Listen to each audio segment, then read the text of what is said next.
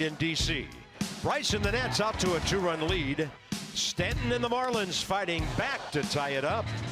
The difference, Adam Lynn's pinch hit RBI in the 8th, and another strong effort from the new-look bullpen. Game 2 next.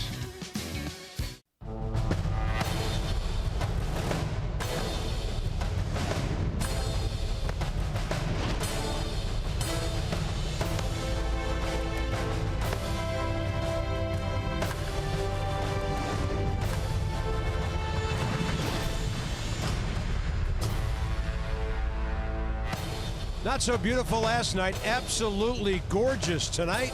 Nationals Park, second of the 4-game series. Marlins are here, and so are the Hokies, the cheerleaders, the Hokie Bird. Everybody's here celebrating Virginia Tech night at the ballpark.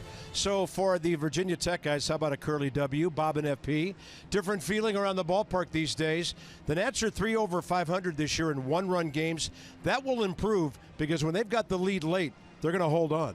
Yeah, I mean, you like what happened at the trade deadline. You're liking what you're seeing from the bullpen right now. Just a different feeling for us up here, different feeling for you at home, and I'm sure the players in that clubhouse are liking what they're seeing. There was a time this year when you were thinking maybe you had to come back 2 or 3 times to win a game, but now you battle back. That last game in Chicago, last night, a tie game, they win late. You feel like with Kinsler, Madsen, and Doolittle in the bullpen, all of a sudden the game is over. I mean, they're going to have their hiccups. Baseball is going to happen, but it's just a different vibe right now, and you feel like this team all of a sudden is complete.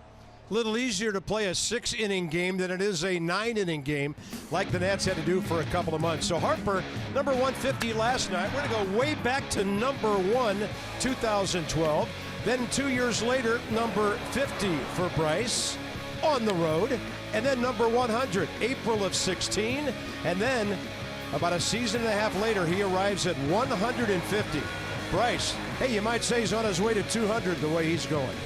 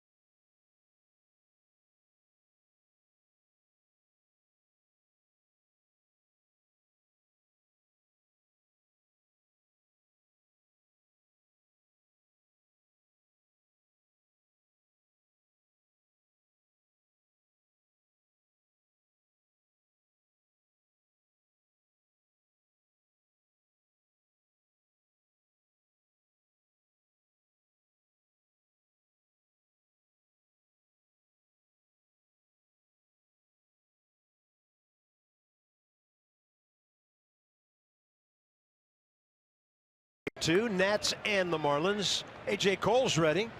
D. Gordon's ready. Tell you about the weather. Humidity down. It's 79 degrees. Perfect night. Here's the first pitch. Right on time at 7:05. And A.J. throws a strike.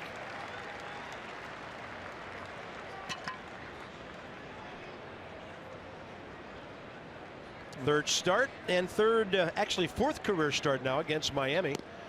And that ball on the outside edge. No balls, 2 strikes. A third start for A.J. Last time out against the Marlins. 7-0 loss for A.J. 5 runs on 6 hits in 5 innings. 97 pitches. And then he comes back with 94 in the foul tip by D. Gordon, who has 7 bunt hits this year. He has 20 infield hits. And of his 129 hits on the year, 6 most in the league, 108 of them are singles. Kind of an old school leadoff guy. We don't see many like him anymore. And A.J. keeps the ball away from him to strike him out to start the game.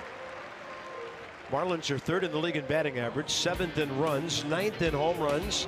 Miguel Rojas down there in the number 8 spot, getting a start tonight. They had Mike Aviles at short last night.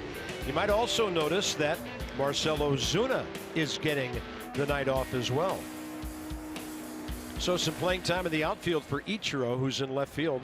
He'll be batting 7th. Here's Giancarlo. Nats into a shift with 1 out.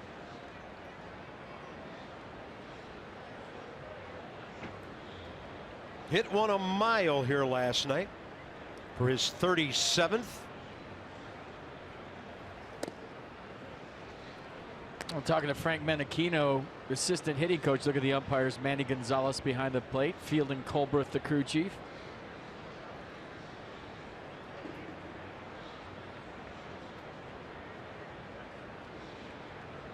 And the 2-0. Front door with the slider for a strike. And closed off his stance to be able to stay in there on the slider and drive the ball the other way, and he feels like he can still get to that fastball in. Just keeps them all closed up. And ever since he's gone to the closed stance, he's hit a bunch of home runs. He's been absolutely locked in.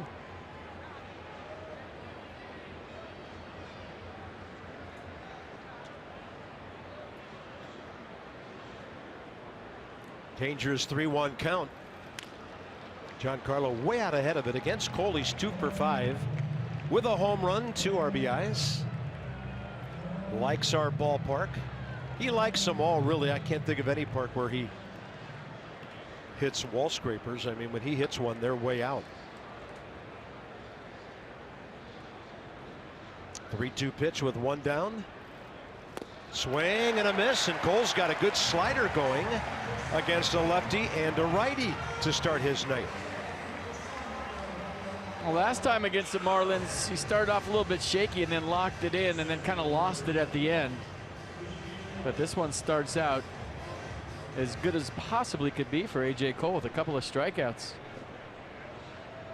And getting left-handed batters out like he did with Gordon, always a key for him.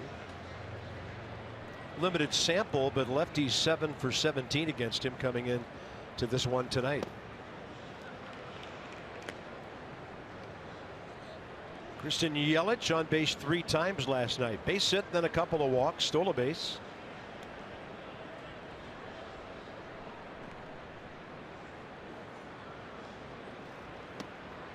And he's depending on that slider. There's the defense tonight for the Nats. Last night's hero, Adam Lind, in left field.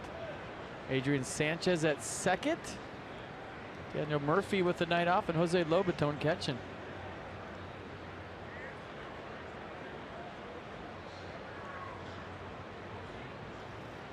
Yeah, Murphy with pretty good numbers career against Vance Worley, and the first time he missed Worley in Miami, it was a scheduled day off. Tonight, I hope he's okay. Yeah, 12 for 22, those numbers you're talking about. So the young up the middle defense of Difo and Sanchez. Here's a 2-1. And it goes over to the left side for Wilmer with one hand on the charge. Yelich got down the line well, and a very good start to A.J. Cole's night.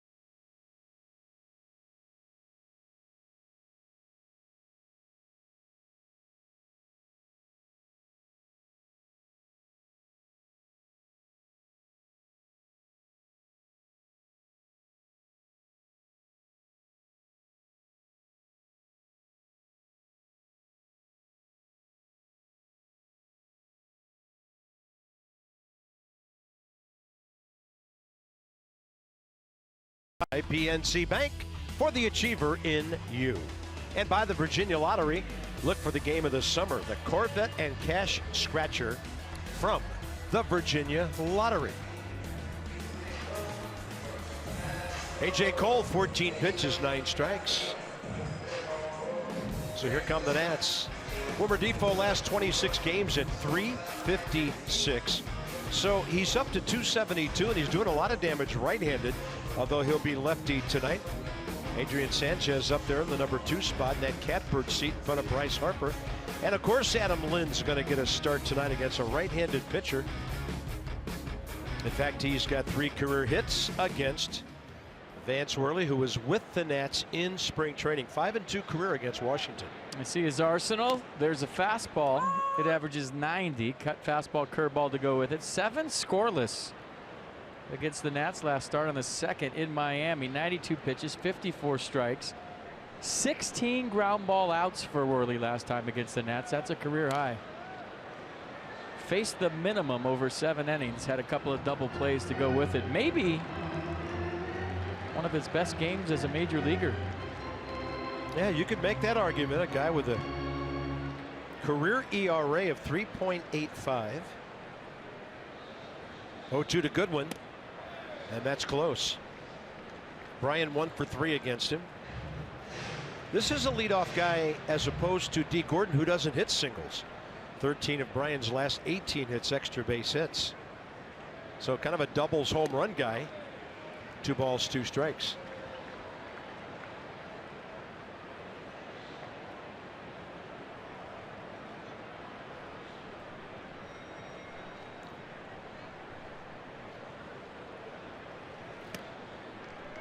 Worley, kind of that quick short arm delivery. I would think the ball gets on you maybe quicker than you expect. Well, they just faced him a few days ago, so they'll have a better idea, but he shakes the ball in his glove. Watch this. Every single time, not to tip his pitches. 3-2, and that's a one hopper to D. Gordon, who had to back up a bit. Busted bat on the first Nats out of the game. Defense for the Marlins tonight behind Vance Worley. There it is. New left fielder just called up from A-ball. Never heard of him before. Some guy named Ichiro Suzuki in left field. There's the new guy. First ballot. Watching him at the cage today. First ballot, right? You would think so. Dang. I mean, 3,061 hits in the big leagues. I'm excited to get to see him play a whole game tonight. Usually you just see him pinch hit if you're lucky. I mean, this is a guy with some serious resume that's a future Hall of Famer. We get to watch play tonight. Sanchez, as a big leaguer, 16 games. An RBI, 5 for 25.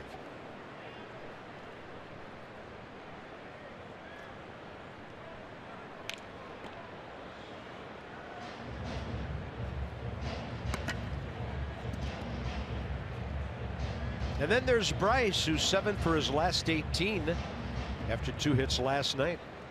And there's Dan right next to Bryce. Hi, Dan. Can we get a little screen or something down there? Like to hide somebody? Here's the 0-2. Harper and Colco in the same sentence and the same shot. Yep. Somebody's living good. One guy's a good player. There we go.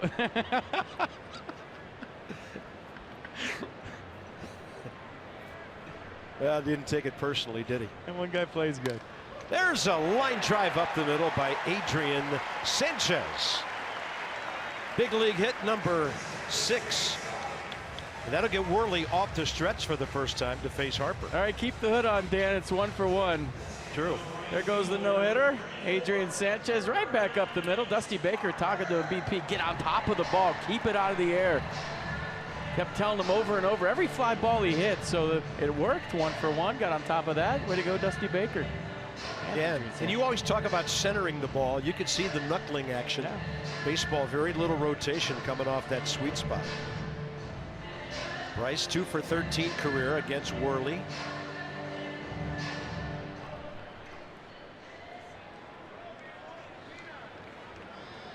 Fourth in the league in hitting and on base percentage and home runs. 5th in runs batted in. So Bryce drawing a beat on 30 here.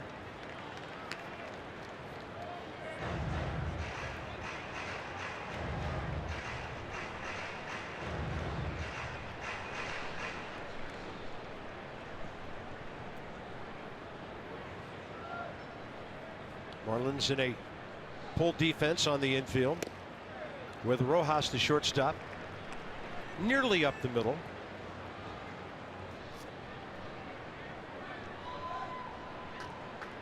And Bryce has been swinging early in the count a lot lately, and when he's taking pitches and getting into counts, that means he's seeing the ball well and he's keeping his head still. Yeah, if he would plug a gap here the other way, there's a chance Sanchez could score. They're giving him a huge amount of land out in left center. And the count goes 2-1 as Harper was all in on the 2-0 count there. Nats second in the league in hitting, 273 to the Rockies 276, but still 8 runs ahead of Colorado for the most runs in the league. There's a fastball that he tried to buzz to the outside corner. Instead, it's 3-1.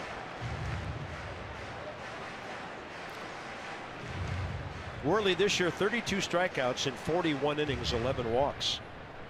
Rather hittable, 46 base hits, 47 counting the Sanchez single. And Harper's going to take the 1-out walk.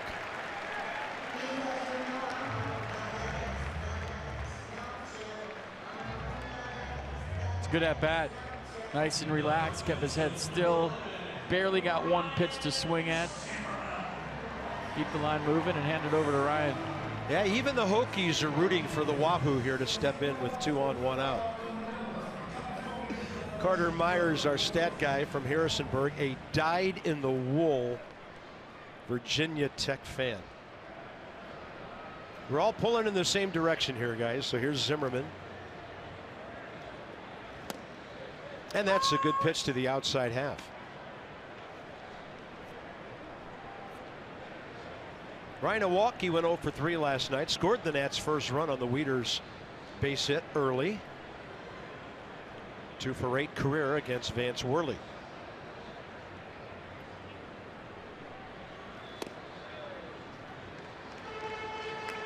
Inside the numbers, brought to you by Jeep.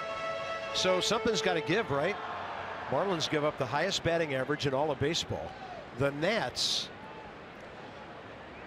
second in the league with runners in scoring position at 302. This one will get out of play to the right side.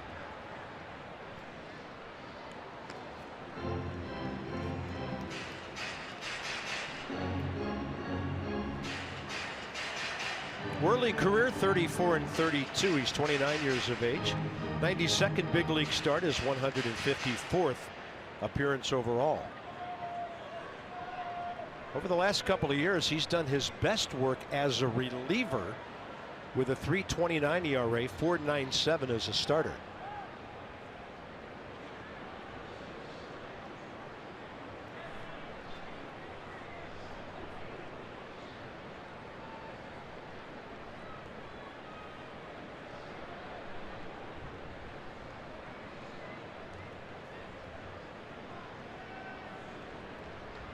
One and two.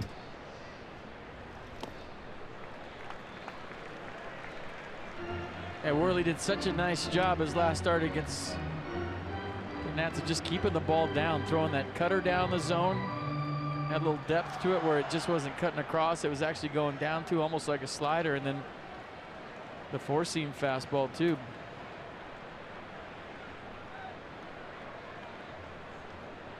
Same two pitchers matching up here tonight. 2-2 to Zimmerman. Quite a take by Ryan. And the count goes full with 2 runners aboard and 1 out. He's dealing with the smaller strike zone tonight too than he had last time.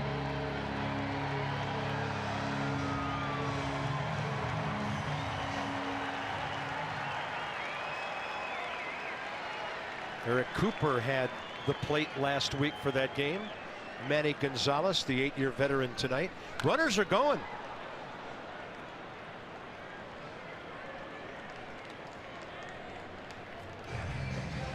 So Dusty, in case the ball was on the ground, trying to stay out of the double play here.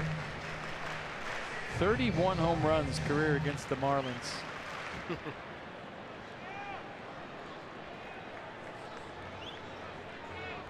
So there's the starting numbers over his entire career.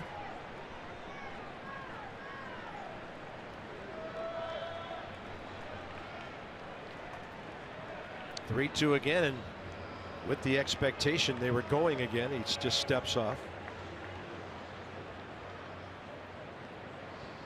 They give Zimmerman the same gap in left center they gave to Harper. There they go, at least one of them. Strike him out and throw him out. The double play. That's it for the Nats in what was looking for a moment like a promising first inning. Throw was high, but Dietrich pulled it down. So the strike him out, throw him out, and Sanchez gone by plenty.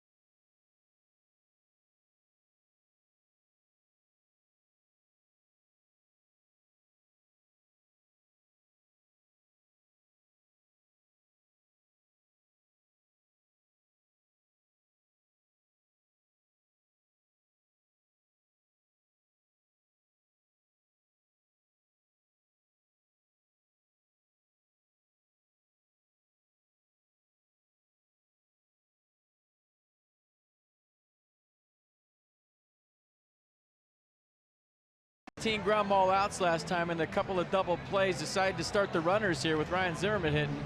The only danger of doing that as a hitter, you feel obligated to put the ball in play. You see the guy right in front of you running, so you're thinking, I can't take a called third strike. And a lot of times you'll expand your strike zone to put the ball in play. I don't know if you could see on that angle, but that ball was up in Ryan's eyes. Might have swung at ball 4, but he felt like he had to put the ball in play. Well, that kept Worley from probably close to 30 pitches in the first inning.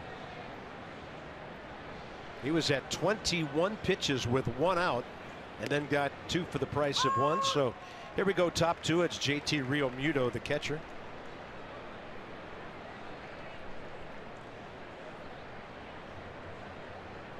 Leading big league catchers in a bunch of categories, including hit over 300, which is so difficult to do when you're working so hard behind the plate almost every day. 95 from A.J. Cole.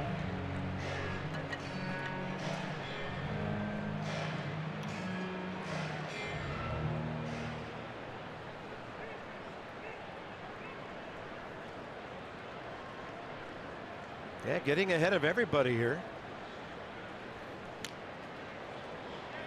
A little cut on that fastball tonight too. It's starting out in the zone and cutting off the plate away to right-handers. A.J. career is a big leaguer. 12th start, 2-3, 5.22 ERA. In 3 previous starts against Miami, 0-1 with a 6.75. So he knows them, they know him. Infield really playing Realmuto the pull here.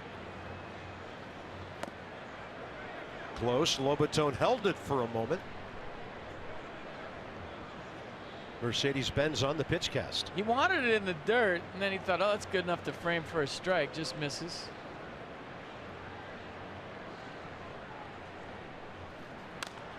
Left side. Rendon.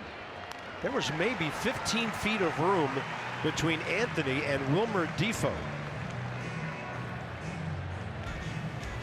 Join fellow Big Ten alumni from across the DMV and show your school pride during Big Ten night at Nats Park. Thursday, August 10th, enjoy the Nats-Marlins game and take home a Big Ten koozie. Visit nationals.com/special tickets. So Virginia Tech night tonight.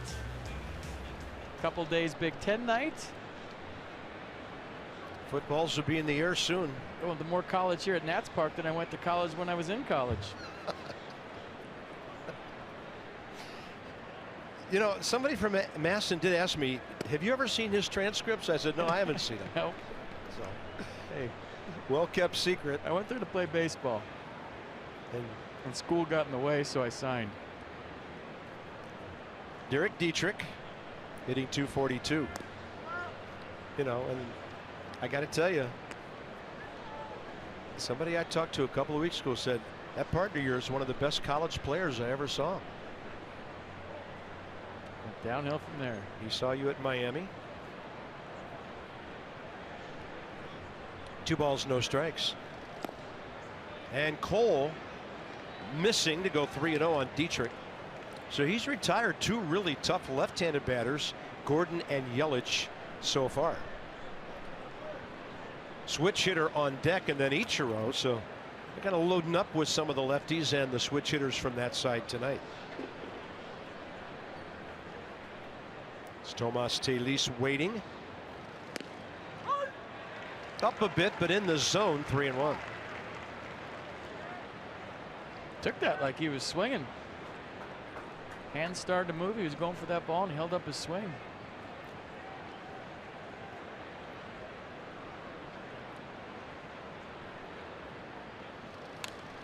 Battling back into the count, A.J. Cole.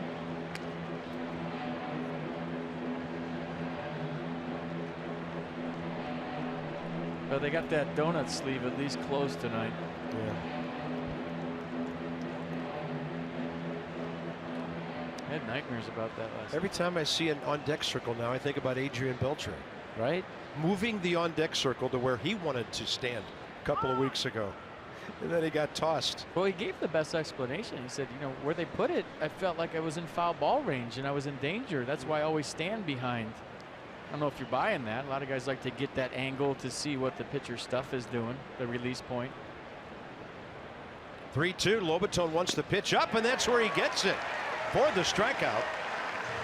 5 batters, 3 swinging Ks for A.J. Cole. So he got the 3-0 call. It was top of the zone. Then the 3-1 swing and miss. And then this right here, Dietrich chasing what might have been ball 4, but it was a strike for a while and had some late fade on it. So he's cutting the fastball. He's got a little arm side run to it, so they don't know which way it's going right now. Yeah, that's a good thing. Little extra wrinkle here and there. Here's Tomas Telis, who faces Cole for the first time. And he brings in the slider.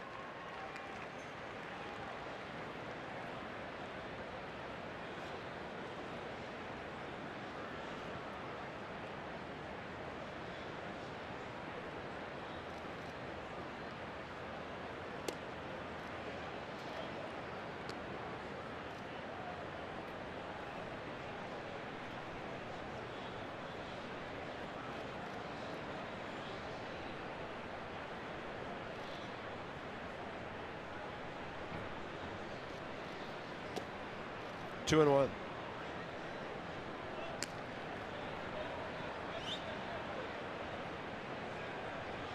Need some balls. Ball boy, wake up. Need some ammo. Hello. Out of baseballs? Ammunition. We need some ammunition. Maybe Tim Wallach could take care of that. Oh, wait. Something else going on? I don't know.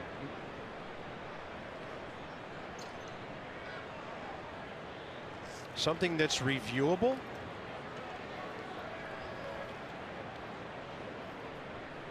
Nobody on base. 2 outs. And the headphones are on. Is it close to hitting him? That's the only thing I could think of. Yeah. I think he'd be going to first if he thought it hit him. What do you got? Ooh, might have got his cleat. But as a hitter, you have to throw your bat down and go to first and sell it a little bit, don't you? Did it get his left big toe? And that's what this game has come down to. Did it get his left big toe? And I don't know if this is something the Nationals are doing on their own or if baseball's doing it now. He pointed to it, so he did say it hit him. Jerome Hruska, the Nats PA announcer, whenever there's been a challenge lately, he's been announcing to the crowd exactly what the challenge is. We've been harping on this for a couple of years to let the fans know what's going on. So well done by the Nats, and here comes the call. He's going to first base, hit by that pitch.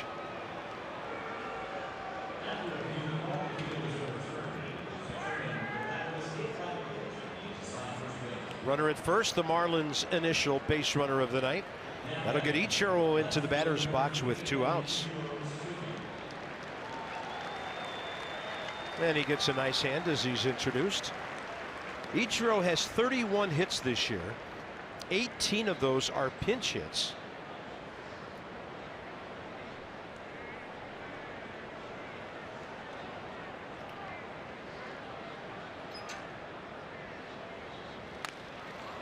And this one hit with authority out to right center, but Goodwin's going to cover the ground and take care of that. Marlins get a base runner, and that's it for them. Adam Lind, last night's pinch hit hero, about to bat for the first time.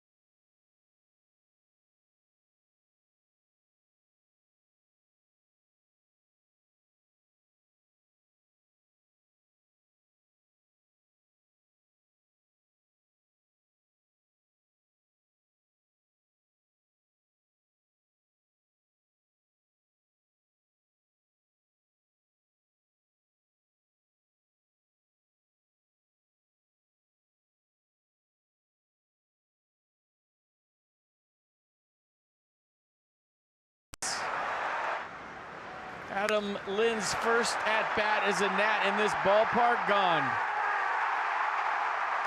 That was a pinch hit shot in the bottom of the 7th for 2 runs after a Matt Wieters single. And then last night, from big ball to small ball, they all make a difference. Left on left action doesn't matter. He only had 15 at-bats against the lefty before that game winner last night. Chris Spire fired up. Everybody fired up because look at his ranks as a pinch hitter. Yeah, inside those pinch hitting numbers brought to you by Jeep. Lind is a starter since he is tonight. 278, 6 home runs, 26 batted in.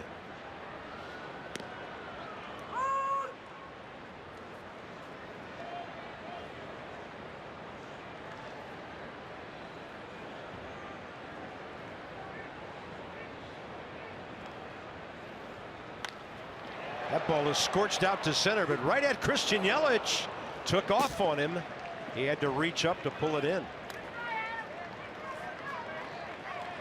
Locked and loaded. A laugh from Yelich as that ball in a different gear. Put on the brakes. The ball almost went right by. Adam Lind can hit. There's a lot of good hitters on the Nats, but he is one of the sneaky best. Christian Yelich is 6'4", and for the Marlins, it was a good thing on that play. Here's Anthony Rendon.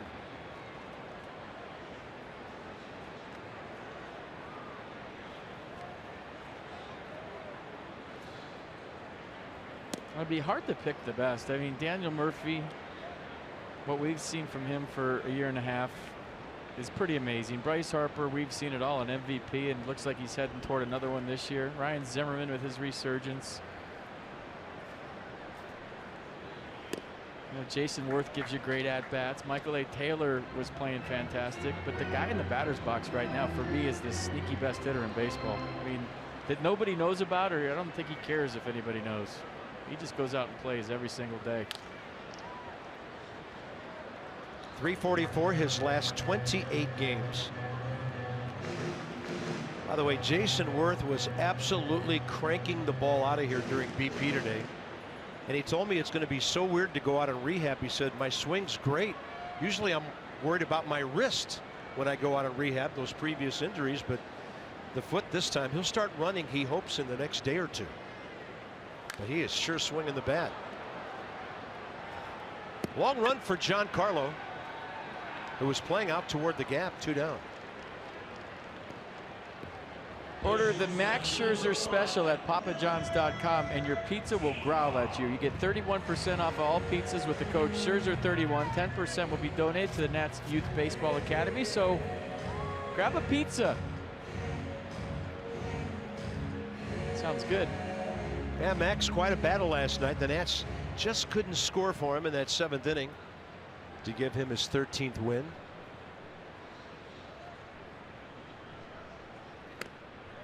Wilmer Difo a little late for that high gas.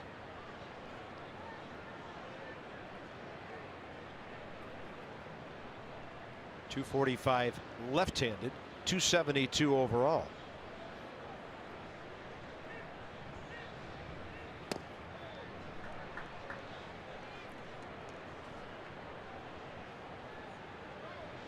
In the division tonight, the Phillies are at Atlanta. Mets have 2 early runs at home against Texas tonight.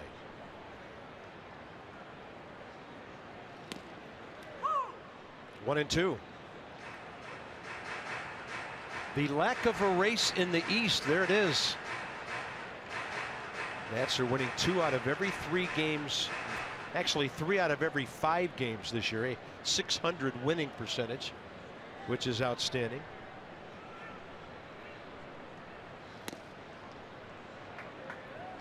Worley thought that got the plate, but Real Muto was set up outside, had to kind of reach back for that. 2 balls, 2 strikes.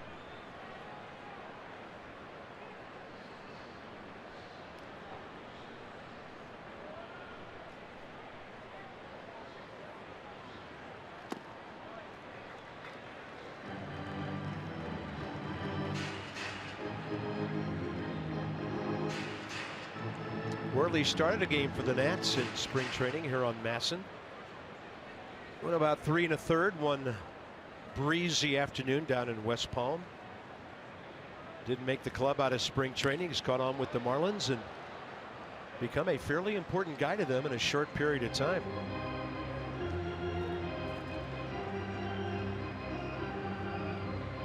Don Mattingly's ball club in the division, 20-22, but 6-12 on the road against the teams in the East.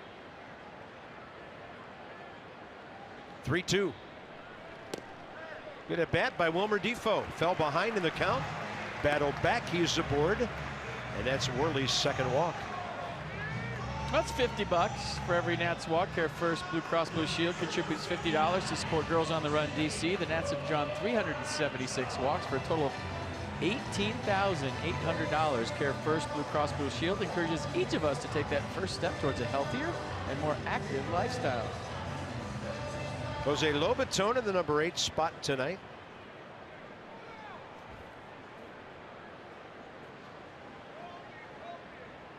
$16 hits on the year, 7 for extra bases. And Difo running. And Difo is safe. Rojas had to come up and cut that ball off, and Wilmer Difo has his 5th steal of the year. Pretty good jump by Wilmer. He's a guy that likes to take a short lead.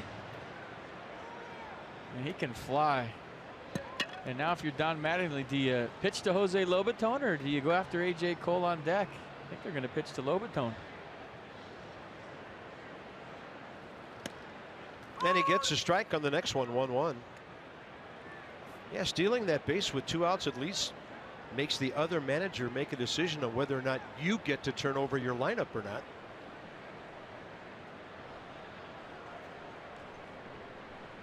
Jose, 16 hits this year, produced 9 RBIs. This one over to the shortstop side. Rojas throwing back across his body, and Tomas Telis is ruled to have juggled the ball, and runners are at first and third with 2 down. Ryan Addington, the call-up rookie umpire, took a nice long look at it, never panicked, and made the right call. Well, we'll see it. I couldn't see it. Looked like he was juggling it because he cradles it after the hop. Watch, it's in his armpit. No, that's a good call. It was in his armpit. Got a little deodorant on it, then fell into his glove. Double pump right there by Miguel Rojas. Might have affected that throw. He was off rhythm. There he's got control of it. But that's a good call by Addington coming around the corner to see if he has the ball. Watch this, right in the armpit. Hope he had deodorant on.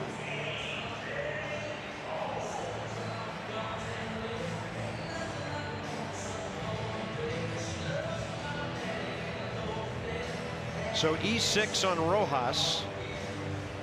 Hasn't played every day this year. He had a bad thumb earlier. That's his 5th error of the year. And gives A.J. Cole a chance. He doesn't have a big league hit.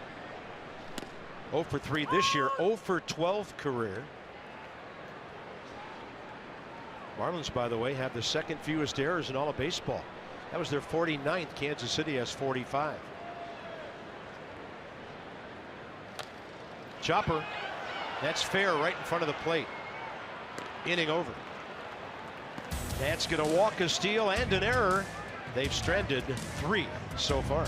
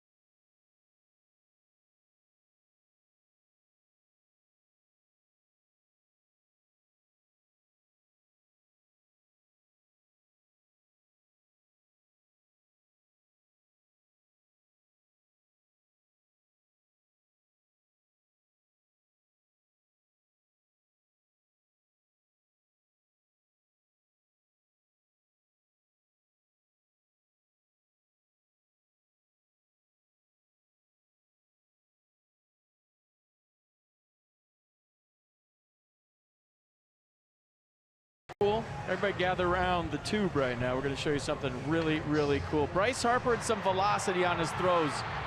This one at Baltimore was in the bottom of the 11th. It kept the game going 99.7 miles an hour. Are you kidding me? That's a heater for you. Almost triple digits. This on June 10th against the Rangers against Pete. You know his middle name, Cosma. That was 98.2. And this one, I think, that just happened in Chicago is the best. It wasn't the hardest, but it was a seed right on the money to get Wilson Contreras, who's trying to go to third base. Great tag by Rendon, great throw by Bryce, 97.8, but the last one was my favorite. Well, one was a game saver, but that one reminded me of Ichiro Suzuki when he was playing at the Oakland Coliseum against the A's when he was a Mariner. He threw out Terrence Long at third. That was one of the better throws I'd seen from right field.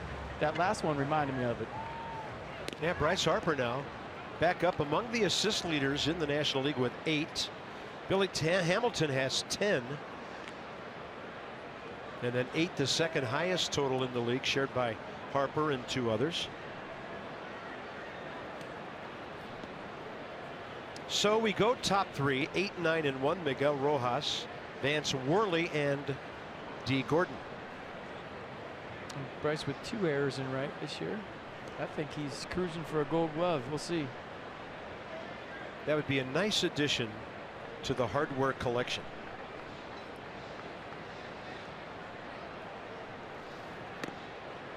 So Miguel Rojas, 40 games this year on the DL from June 9th until July 18th with a right thumb fracture.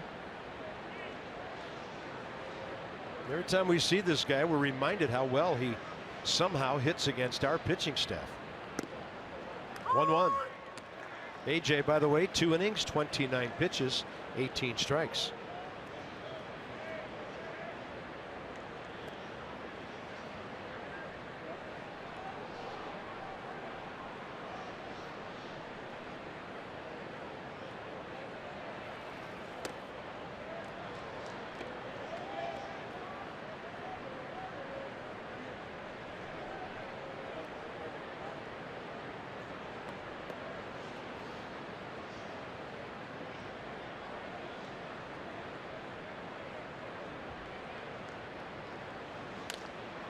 Anthony Rendon, that's right at him, unloads quickly.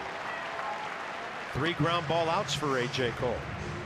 2018 Nats Plus memberships are on sale now. Guarantee the best available seats for the 2018 regular season, plus get access to the 2017 postseason tickets, and a little thing called the All-Star Game comes to Nats Park. It'll be the 89th edition T-Mobile Home Run Derby. Visit nationals.com/2018. And Bob is getting that All-Star logo tattooed on his left shoulder. Or, no, I don't think he's going to go low back with it, because that's just creepy. Left shoulder. Some would say the mere mention was very much so. So here's Worley, 2 for 10 this year, 138 career hitter.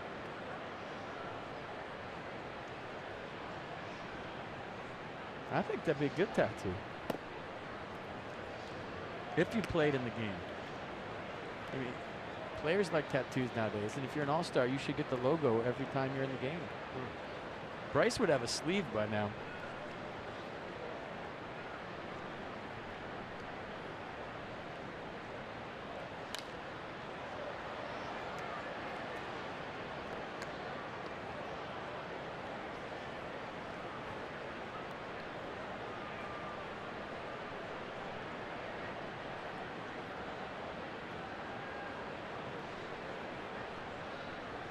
Two on one with 1 out.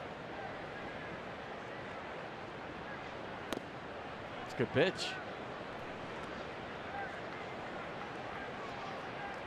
Small strike zone tonight both ways from Manny Gonzalez. I thought that was a strike. Yeah, most of the ball inside the box on pitch cast. So 3-1 up the middle on the charge. Defoe in and to his left. Did all the hard work before the ball got there. First time through the order. Marlins go 0 for 8 with a hit batter and 4 ground ball outs.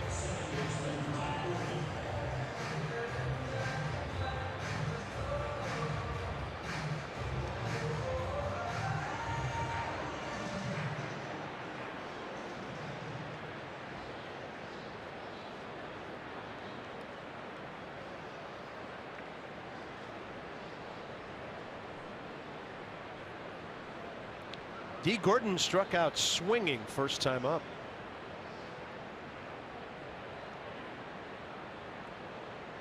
Rendon respecting that speed on the grass at third. Creeping in. And 95 right in there.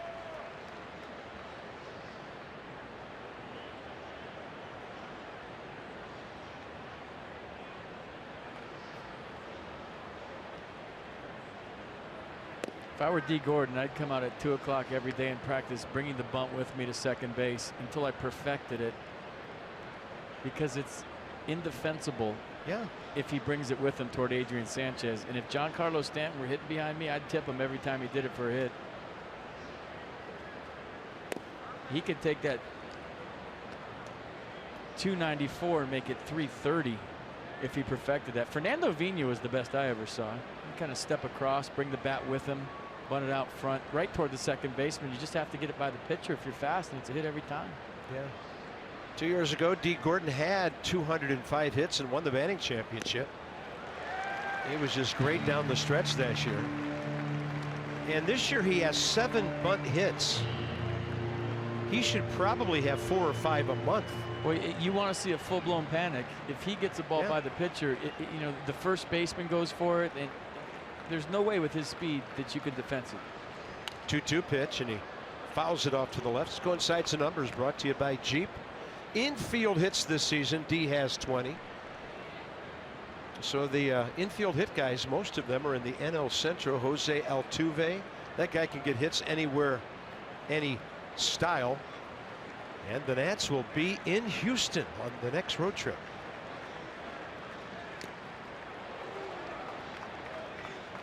Been a while since we've been to Minute Maid Park. Towles Hill is gone.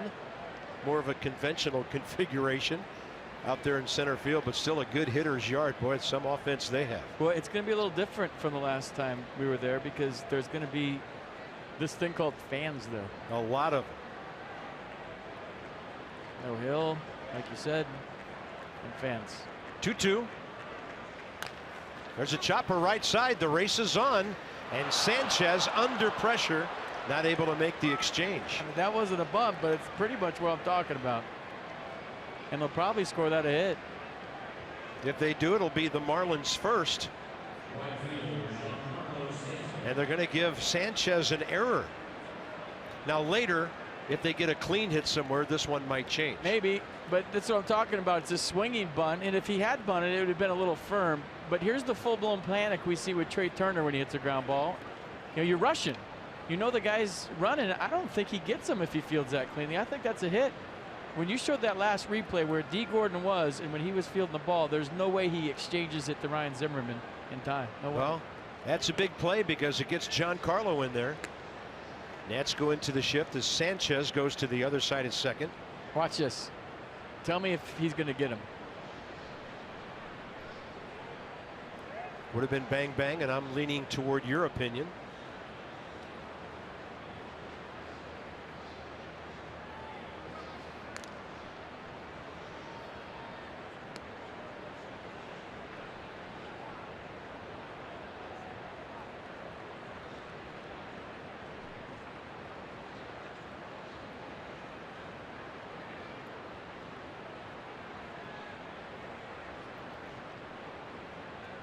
Boy, it's so unusual. You referred to this last week, this close stance. Giancarlo. A real throwback sort of thing. I think I mentioned on the air before, I watched the 1984 NLCS on ESPN Classic. It was the Padres and the Cubs, and every single guy had a stance that was just like Giancarlo's, including Tony Gwynn. Closed. Yeah. And this one popped up out behind second. Sanchez under it. And A.J. Cole has had 3 very good innings against the Marlins. Top of the order, Goodwin, Sanchez, and then Bryce. No score.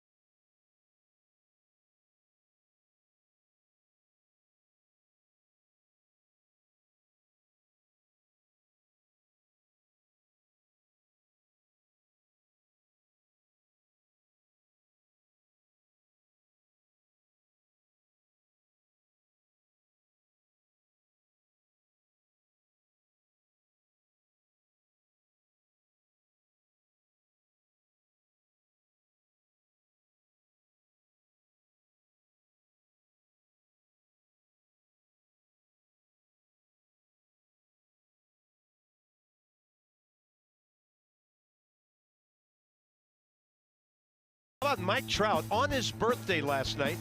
Career hit number 1,000. He says it means a lot, and that's something he will take with him forever on the day it happened. King Felix is out. David Phelps is out, dealing a blow to the starting and relief ranks of the Mariners. And Justin Turner of the Dodgers just keeps on getting it done. Look at that. More walks than strikeouts. Almost as many extra base hits as strikeouts this year for the Dodgers, who've turned around and won 4 in a row again, 9 of their last 10, and they're 79-32. Here in D.C., it's Goodwin, Sanchez, and Harper, bottom 3.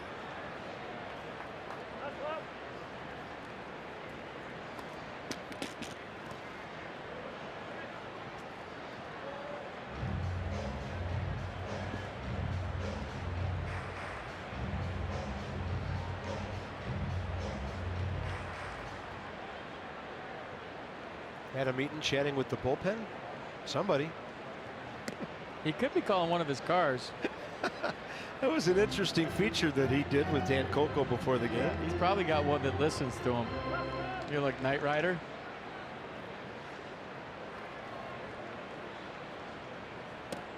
And it's all for charity. That event coming up. We'll be telling you more about that. Very cool. Handed the phone to trainer Paul Lassard. So they dialed something other than the bullpen. Nobody's on the phone out there. 2-1, and Goodwin scorches one to deep left. Ichiro can only watch it. It's going to one hop to the left to the 377 mark. And there's Brian Goodwin, as we told you earlier, more of an extra base hit guy than a singles guy. So of his last 19 hits, 14 for extra bases. He's got sneaky pop, man. He has such a smooth, effortless swing, and the ball just flies off his bat. And when you see him hit it, you're thinking, okay, he hit pretty good. And then time and time again, it's over somebody's head or in the seats. So leadoff double for the Nats here in the third. Now, Adrian Sanchez is going to try to move along with nobody out. Yeah, Sanchez suddenly 5 for his last 10. He's going to bunt it hard, and that's good because it's right at Dietrich. He only has one place to go, and that's to Taylese at first. Bryce Harper will bat with the lead run 90 feet away. I know people don't like that. I'm a sucker for that play. I just think it looks pretty. It's good baseball, and that's how you play the game. I know the analytics people say don't give away outs, but what's wrong with that? You know, here's my answer to that, FP. Analytics have been around for a couple of years, and they're useful, but there are ways this game has been played for over 100 years, and you have to get runs on the board to start out the night. Agree. I think it's good baseball, but maybe I'm just too old-fashioned. I don't know. Well, the situation dictated what the Nats just did. How do they pitch to Harper? Well, they're going to pitch into a ground ball right side for a run. So D. Gordon out there to corral it, but Bryce drives in number 83.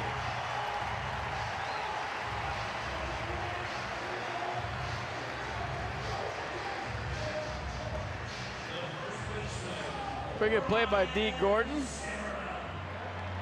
Get him on, get him over, get him in. 1-0. Hats off to the bunt, producing that run. So here's Ryan Zimmerman, 2 outs, bases empty.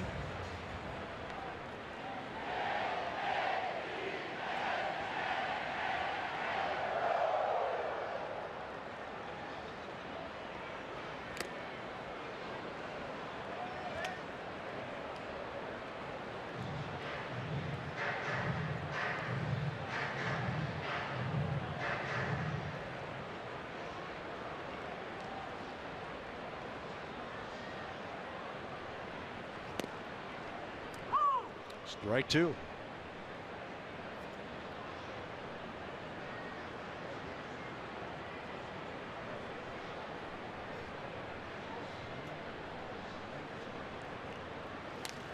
Zimmerman strokes it the other way, but Taylese about 30 feet off the line right there. Goodwin's double. Sanchez bunt, Harper ground ball. Nats lead.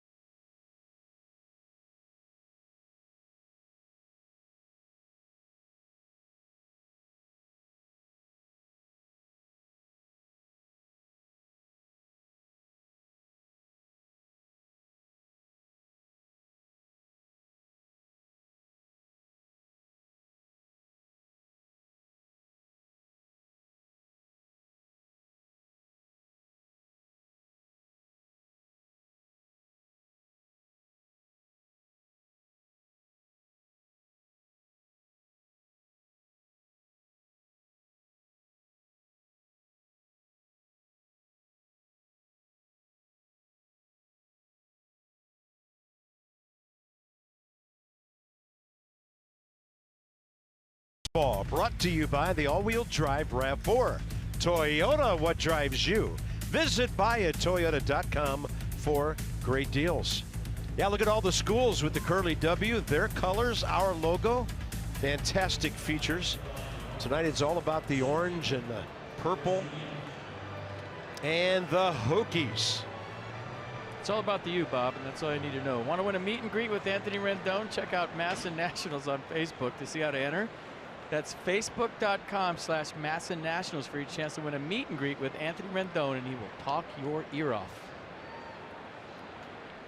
I have to admit, when they're introducing the lineups early in a football telecast, I live for the guys from the U.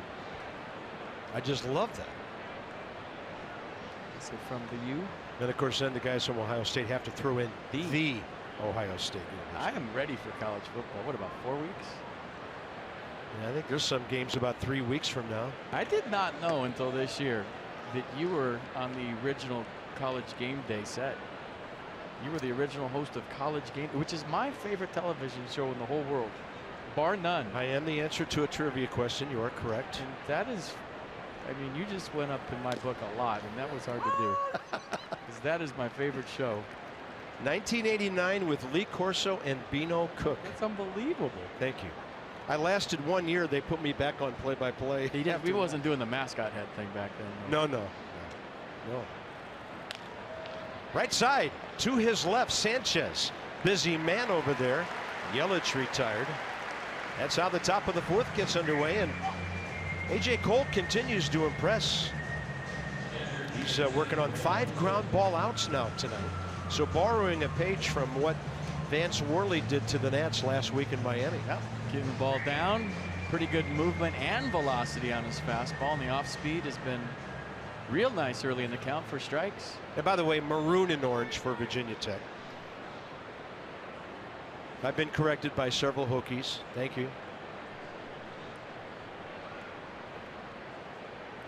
Here's JT Realmuto. See, not only does Twitter tell you how horrible you are, it keeps you honest too. It helps you out every now and then.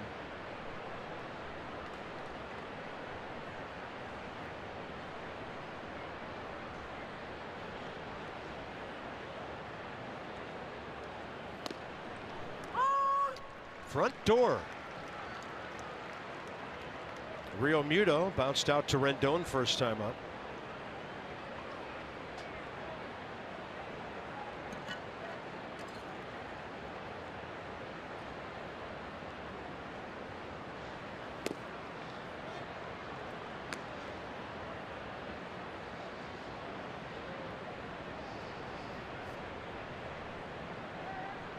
A lot of room on the right side, and then the Nats are playing all these right-handed batters severely to pull with Rendon and Defoe not that far apart. 2-1 count. And then Realmuto got a little frisky, and that ball ended up way out of the zone. Check out the slider from A.J. Cole. If you really want to break it down, I mean, it's out front, it's late, and it looks like a fastball, and Realmuto had no idea that was a slider until he swung the bat.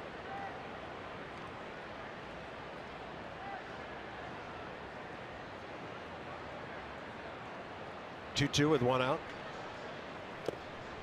Over and low. Left-hander Derek Dietrich on deck here in the fourth.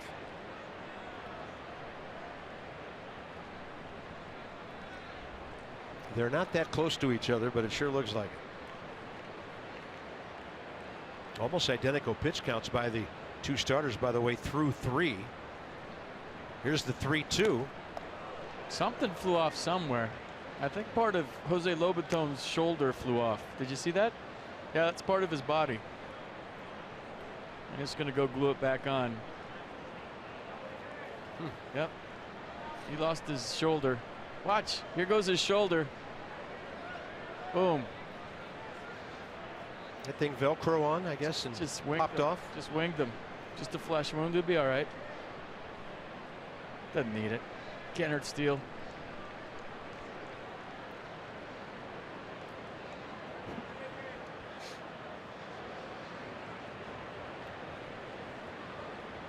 Cole 47 over 28 through 3. Worley 49 pitches. I mean, 29 strikes. If I had something on that worked, I'm going to put it right back where it worked. That's just me. So if you fouled the ball off a certain part where I had padding and it knocked that part off, I'm thinking, okay, I need that part back because it worked. It's Velcro, he said. This one's got it on. Watch, they're going to run this out. This one's red, though. Well, it's a vulnerable part of a catcher's body. Look at that nasty slide piece by A.J. Cole. 4th strikeout of the night. Here, you know how this goes? Can you help me? Hold on. Chop, Derek. There you go. Velcro. Velcro. There you go. There you go.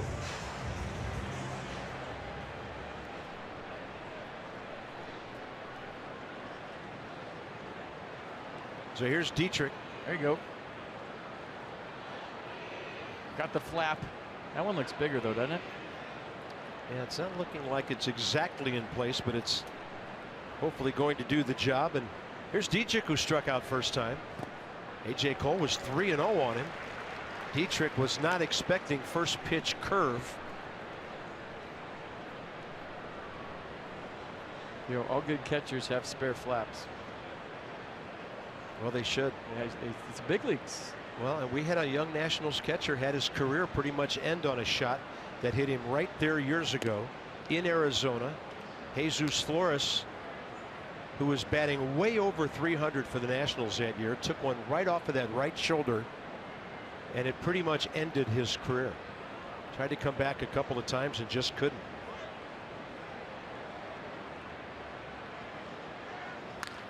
Dietrich to left, slicing away from Lind and out of play with some carry to it down near the corner. We saw Jose give fastball in the up sign, and Dietrich chased the fastball up last time. They're going there again. All right, guess who's coming to town? Giants, August 11th through the 13th. So 7:05, 7:05, 1:35. Buster Posey and the boys will be in town. Visit nationals.com for tickets. Good weekend series coming up. 1 ball and 2 strikes with 2 outs. And Dietrich deep to right. This ball is flying out of here. Right under the second level out there. And that's his 7th of the year. 1-1 is the score now.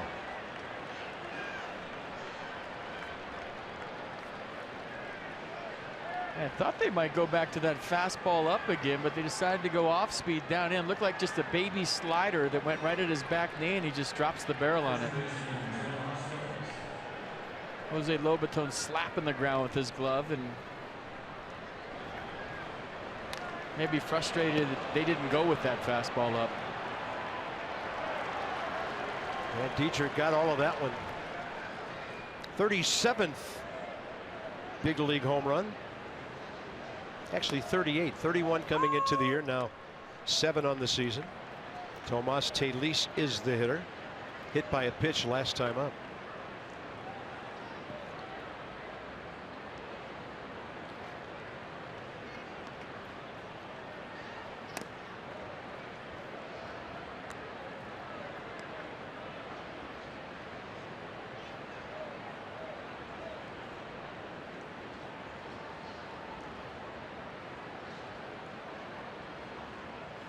And a 1-1 with 2 outs.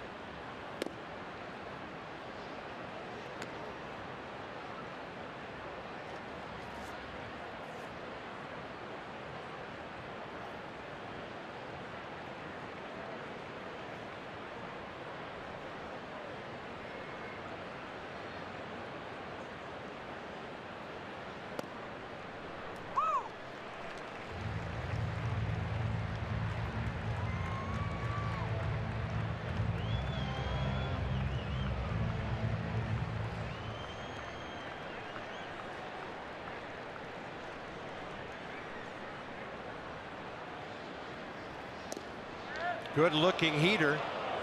Very close. Ball 3. Mercedes-Benz on the pitch I cast. think the crowd lets you know what they thought. Got the inside edge.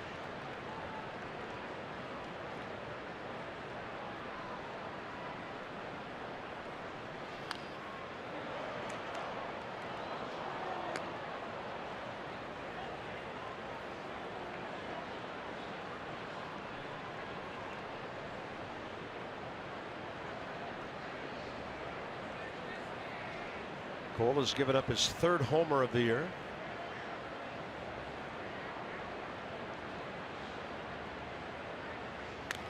Jammed him over the dugout and out of play. The bat survived that one. And there's Ichiro on deck.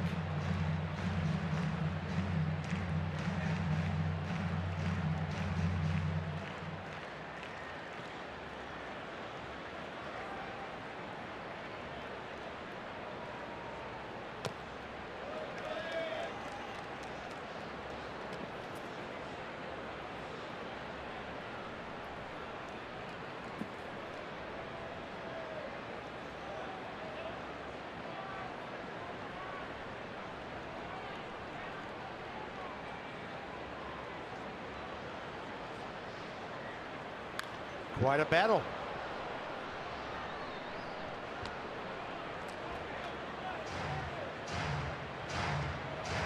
A.J. Cole was at 47 pitches at the start of this inning. He's now at 72.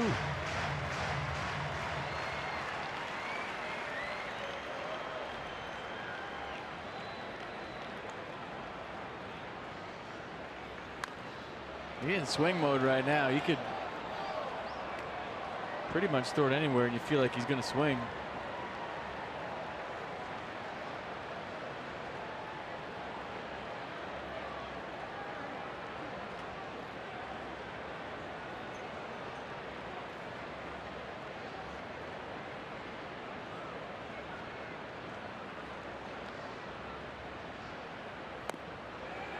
Off speed, and then he goes and takes a close pitch to walk with 2 down. Quite an AB for Tomas Telis. Mike Mannix to the mound on the heels of Cole's first walk. Yeah, home run, walk. You can try to settle him down here, maybe give him a little break.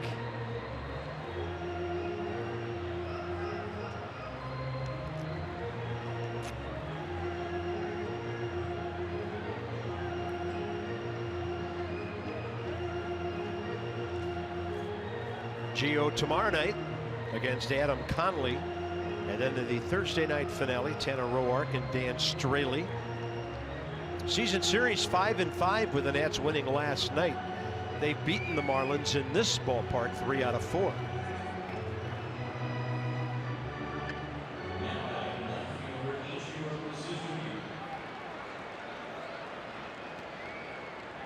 Nats have good records against every division. 9 over in their own, 6 over against the Central, 8 over, 15-7 against the West.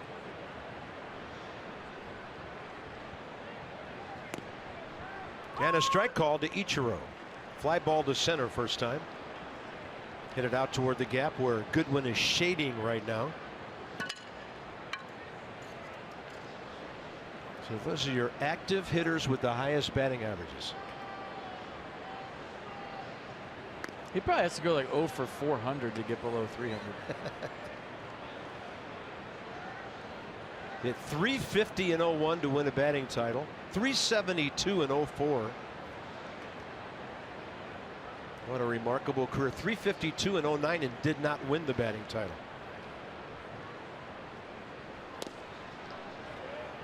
He's different than any other hitter in the box and coming out of the box that you've ever seen. Well, when he was in Seattle, I thought he was a guy that could hit 400. Yeah.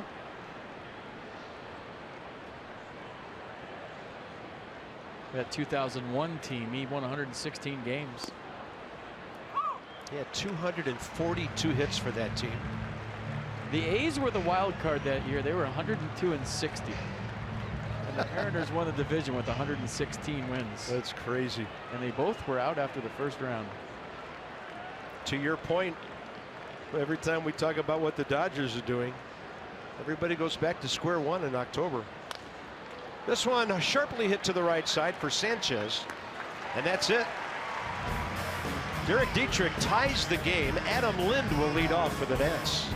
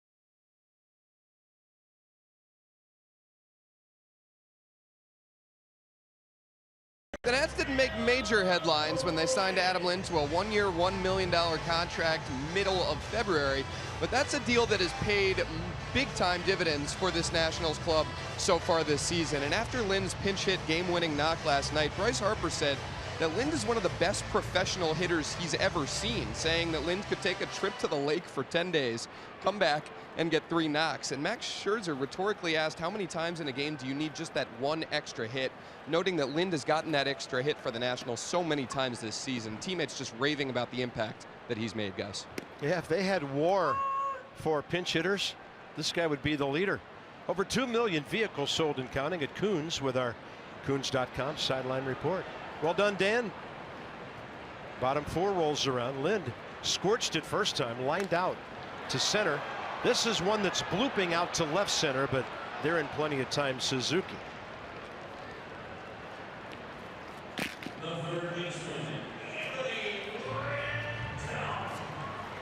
All right, it's the virtual home run derby Wednesday through Sunday at the bullpen. That's 1201 Half Street if you want to put it in your phones because you don't know where the bullpen is. You better know where the bullpen is.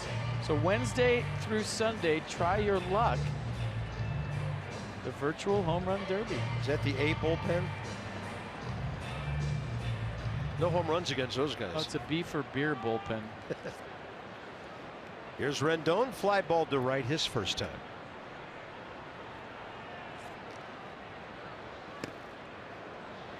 Strike a pose.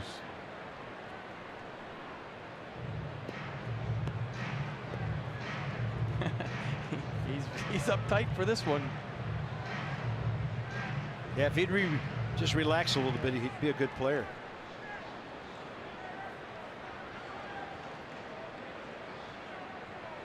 Yeah, I think that's one thing we left out talking about him earlier, just how much he has fun playing baseball. Fans love seeing a guy smile. Not all those, all the guys can do that though. Some guys have to be real focused, put their mean game face on, and that's what makes them tick. But to be able to play as relaxed as he does and have as much fun as he does every day is every guy's dream.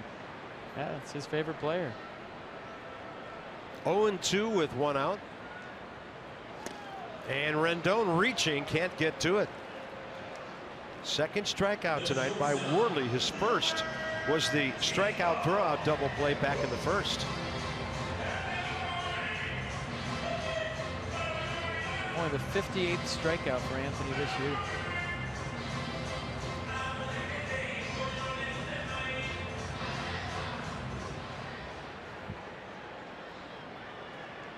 Defoe, walk, steal. First time up. So Wilmer in this series, 4 plate appearances, on base 3 times in a row, single. 5th inning last night, single, and the winning run in the 8th.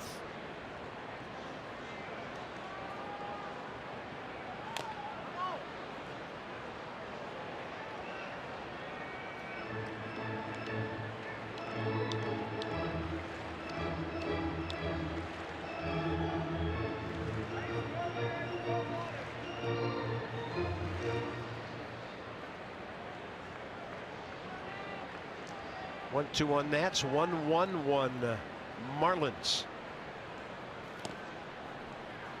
Each team stranding 3 so far.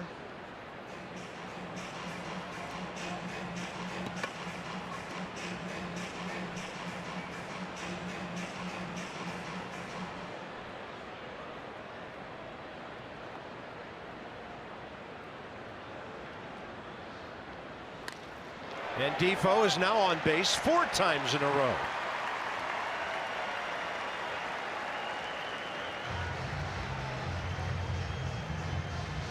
Well, check out Wilmer Defoe's steal last time.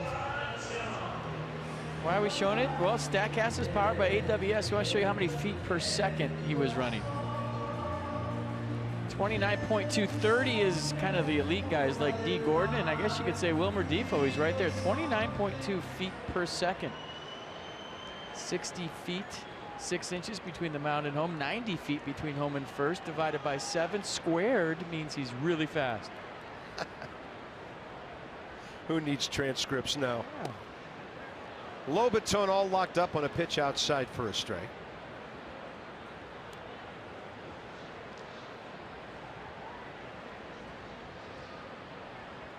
Reached on the E6 by Rojas, low throw to first. Last time up, trying to turn the lineup over and get A.J. Cole in there.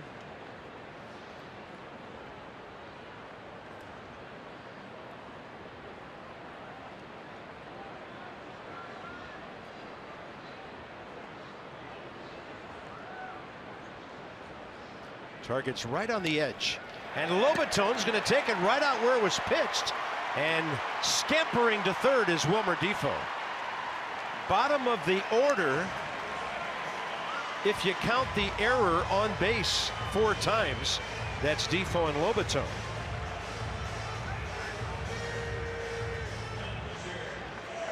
Pretty good swing by Jose, going down and getting that ball, and Christian Yelich had to get this in quick. If he lollygags anything out there, Bob Henley's sending Wilmer Defoe. Look where he is in relationship to the ball coming in. A.J. Cole with a chance to help himself out again, and Wilmer going to be on red alert for a wild pitch.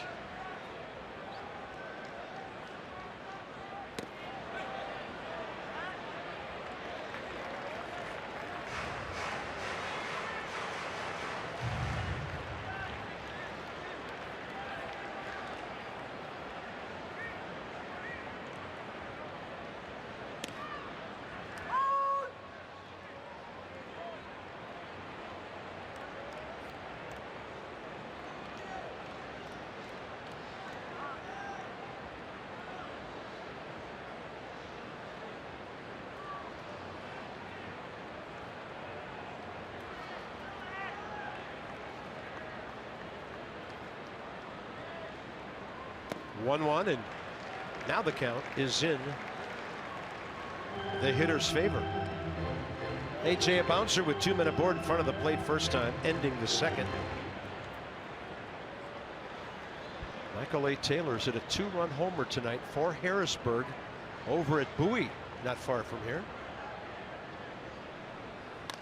And Cole trying to drop one down to the right field line.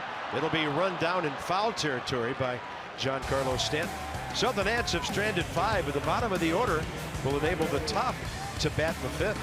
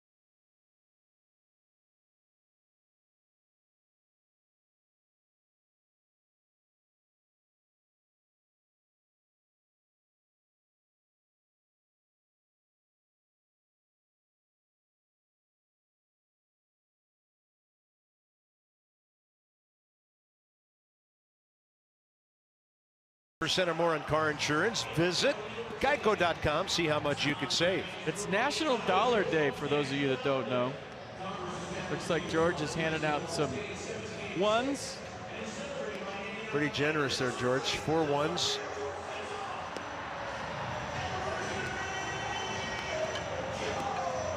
Brilliant. Showstopper. Rather have some Hamiltons myself. Frank Howard was born on August 8th, 1936 in Columbus, Ohio. He would go on with the Senators and other ball clubs to have an amazing career. 382 homers, 1,119 runs batted in. He would regularly visit the upper deck at RFK Stadium and sometimes to the opposite field or straightaway center. They called him Hondo, the Washington Monument, the Capitol Punisher, the great Frank Howard. Frank, happy birthday. Hope to see you at the ballpark sometime soon. Yeah. Ryan Zimmerman recently broke that home run record. Happy birthday, Hondo. That's fantastic. And of course, Frank Howard had nothing but great things to say about Ryan Zimmerman, as Tim Wallach did today about Ryan, breaking his doubles record. Franchise record fell recently. So many good nicknames in this town.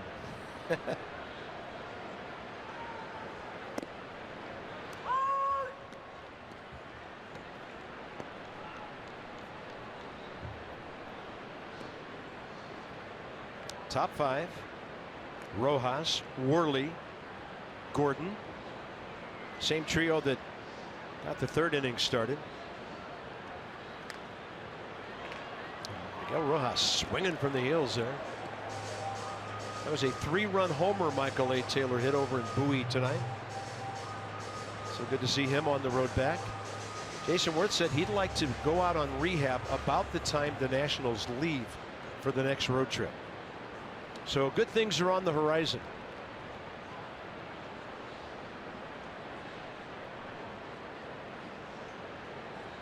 Oh, 2.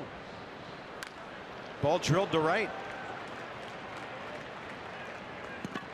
Marlins have just their 2nd hit of the night. Giving Worley, who has 3 sacrifice bunts, a chance to move that lead run into scoring position.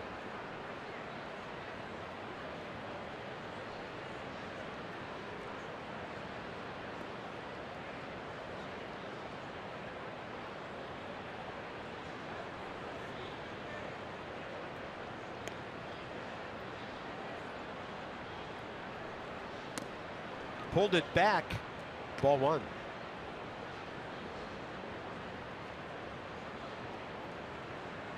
There's Freddie Gonzalez.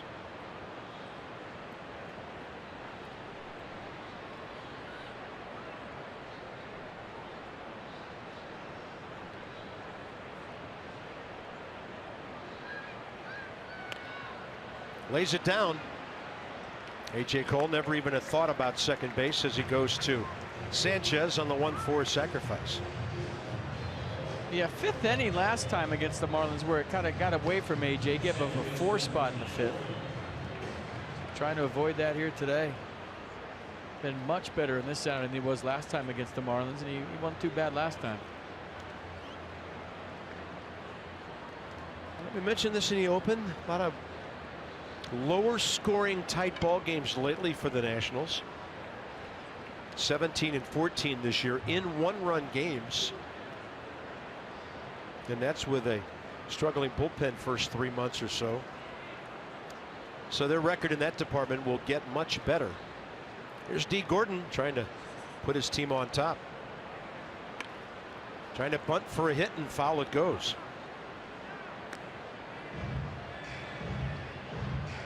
RBI Baseball 2017 is out now for Xbox One, PS4, iOS, and Android. Enjoy fast-paced pick-up-and-play MLB action packed with all your favorite teams and ballparks and players. Learn more at rbigame.com.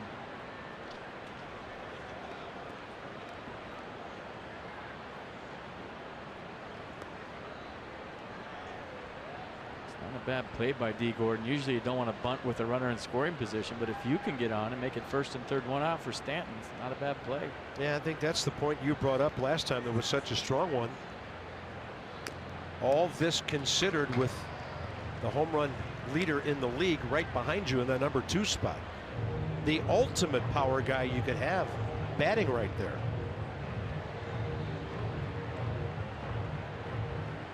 I honestly think if he ever played for the Rockies, he could break Barry Bonds' record. Yep, he could hit him off the end of the bat and get homers up there. Cincinnati. This ball to left. It's going to fall in front of Lind. Rojas around third, held there by Freddie Gonzalez. Marlins a corner situation. Stanton walking up here in the 5th inning.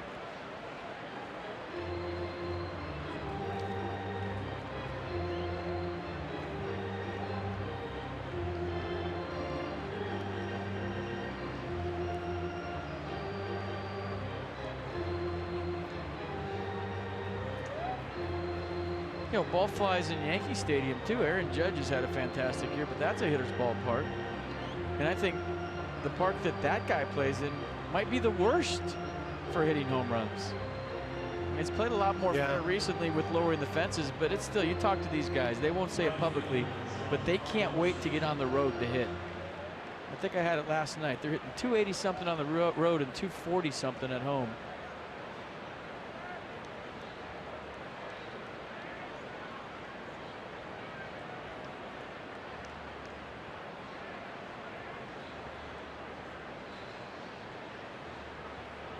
Stanton 0 for 2 tonight. Strikeout swinging first inning. And that ball is high and deep, and goodness gracious, where's it landing? At least halfway up. And that 3-run shot puts Miami on top 4-1.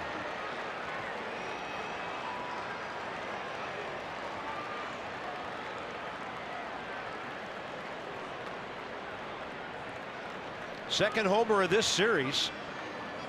And his 38th puts him up to 83 RBIs. I honestly thought for a minute this was going up to the Bud Light loft, just for a second. It had the sound, it had the launch angle, and nobody moved.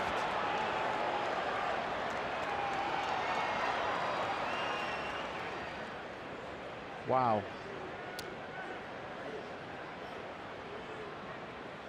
That was really something. And Stanton now a new career high, right? Yep. 38 home runs. Tied his career high last night. He did it twice in 12 and 14, and that's a new one. There's Yelich, and that's a strike 1-1. 42 is the Marlins record. That was Gary Sheffield in 1996. Looks like he's going to break that soon. Fairly soon. Marlins are playing like the Nats are. Their 111th game of the year, so 51 more after tonight, and he'd have to do some serious damage, but he has a shot at 50.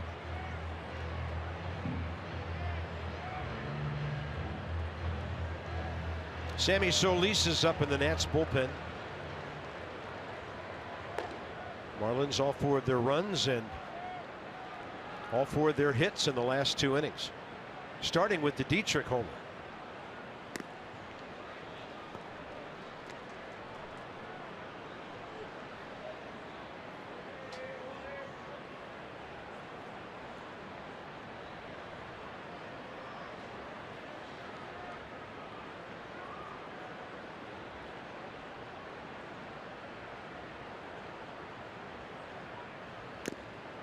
And the ball foul tipped into Lobitone's mitt. 2 down. Strikeout number 5.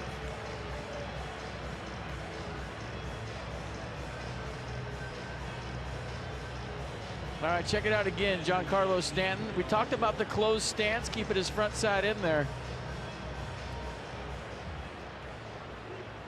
StatCast is brought to you from Fios by Verizon. Fios is not cable. We're wired differently, so go to getfios.com today. 438 feet, 114 miles an hour, basically.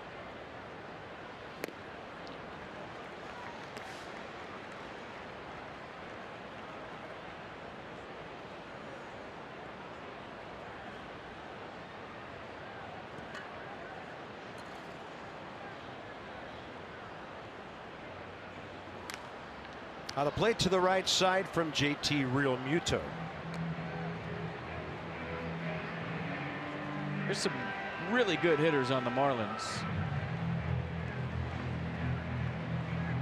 But you think about what happened in Atlanta before this series. Stanton hitting 3 home runs, almost 4 in the series.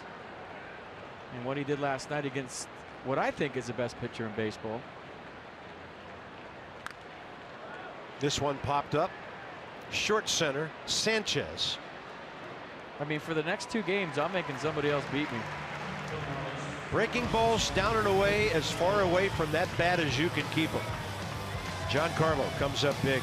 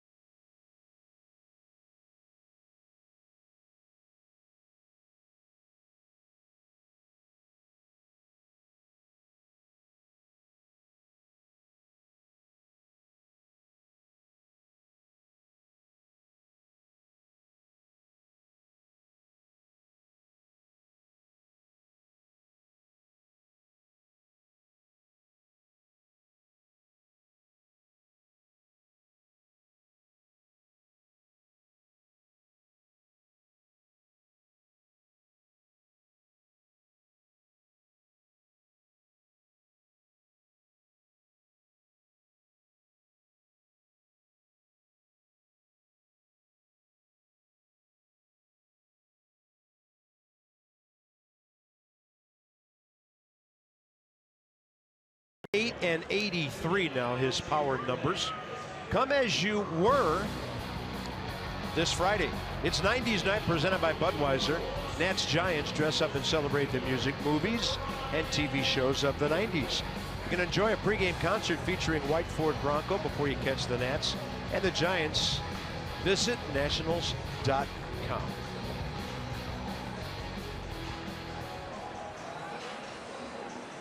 90s, 80s, 2000s, you name it. That guy could hack in any era, any age, and some kind of impressive as Giancarlo Stanton. Goodwin pops it up on the infield. On the charge, Miguel Rojas. Here in the 5th. Sanchez and Harper the next 2.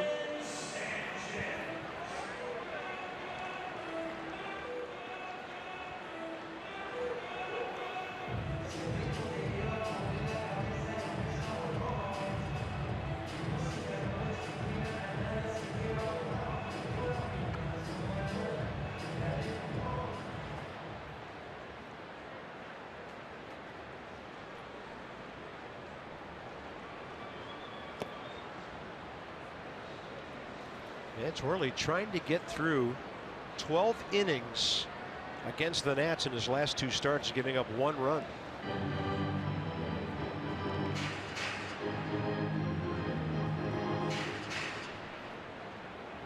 Six hits over that time. And that ball is cranked to the gap by Sanchez. He has his 2nd hit of the night. Sacrifice in between. Ball caught the angle of the wall out there and veered to the left, but they get it in. And Sanchez and Defoe, the middle infielders, putting on a show tonight. I'll tell you what, he had a great BP. We talked about it already. Sacrifice bunt was huge last time up for the 1st run, and now a double here in the 5th. So 2 for 2. And this ball struck. Dusty talking about how strong he is in BP today, and something I didn't realize until I sat down there and watched him. Hit ball after ball in the gap and off the wall and in the seats. First double of his career. 108-mile-an-hour double.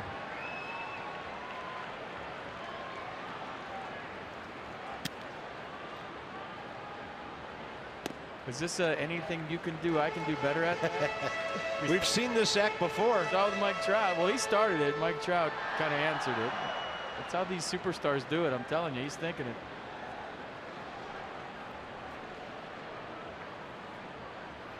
What a note to Harper. RBI grounder last time. Walked first time up.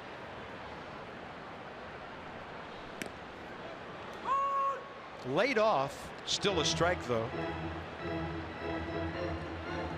Two strong humans. Both hit the ball far. Some serious analysis right there.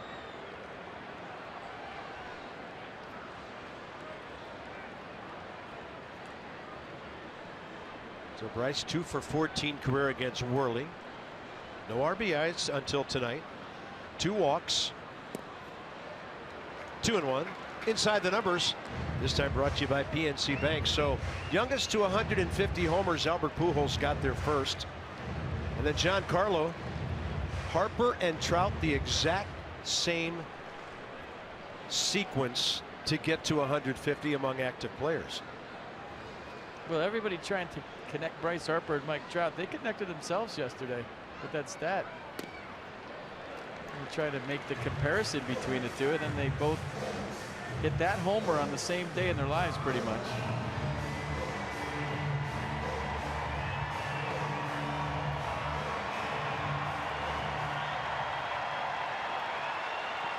Three and one now.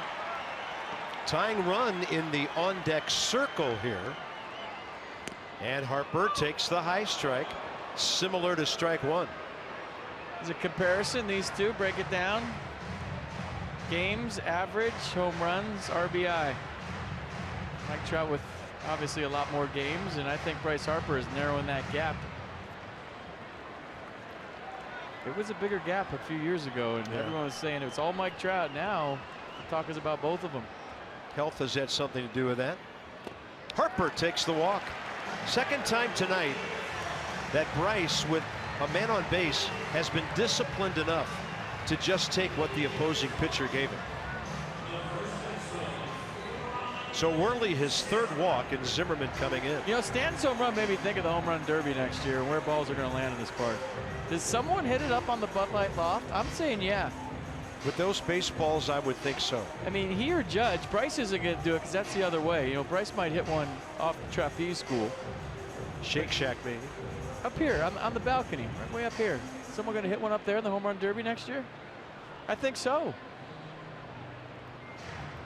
There's going to be a lot on the concourse, I'll tell you that.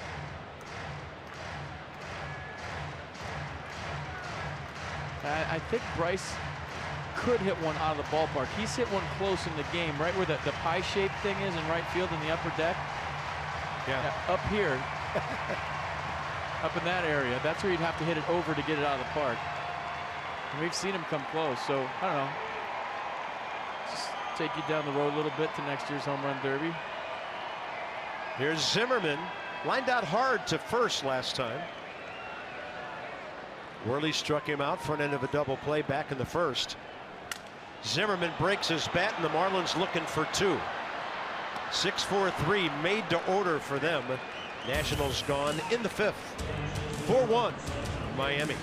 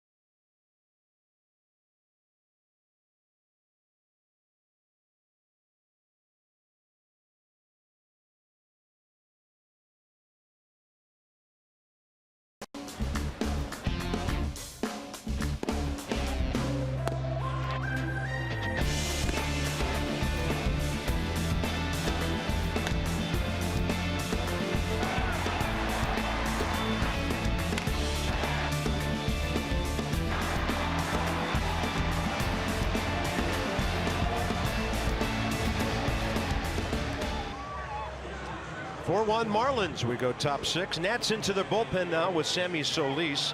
It's our Jiffy Lube pitching change. Choose a winning team for your vehicle. Jiffy Lube for value and convenience. JiffyLubeDC.com. And for Sammy, appearance number 14. 15 hits in 11 innings so far. A nice job against the Cubs the other day in Chicago. Fastball, curveball change. Fastball 94 on average this year.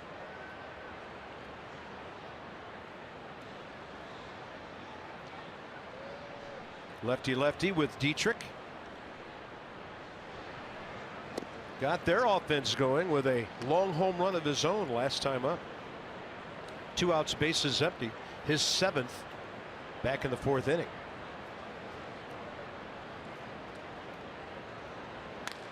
Solid line drive, and Defoe to his right with the reaction and the reach for the first out.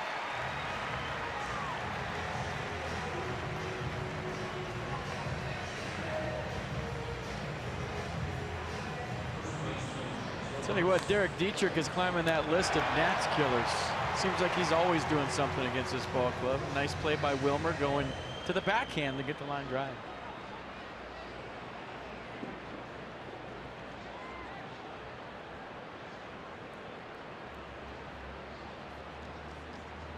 Tomas Taylor, and the curveball comes around a beauty.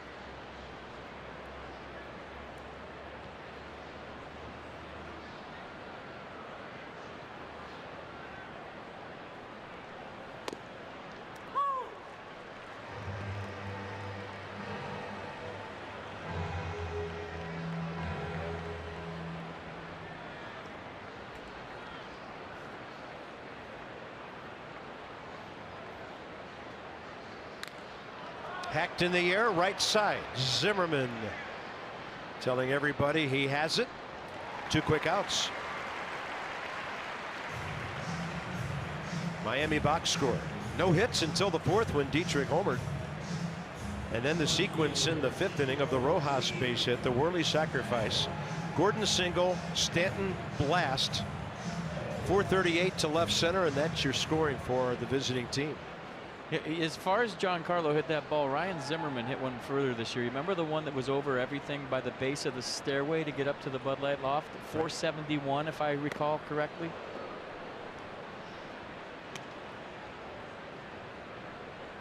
Yeah, right in this area right there toward the bottom of those stairs. Over everything. Yeah, where those guys are eating. Home runs where those guys are eating. Yep. We never thought we'd say that here. Yep. At least those sitting at tables. That ball was so high and so far from Stanton.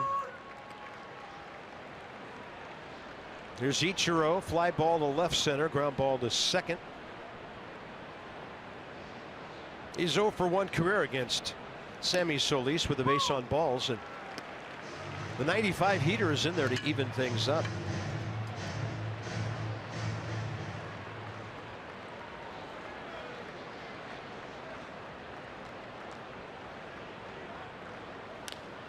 This one by Solis, but here comes Defoe.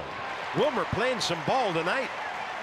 Having a good time in the field and in the lineup. Lind, Rendon, and Defoe coming up.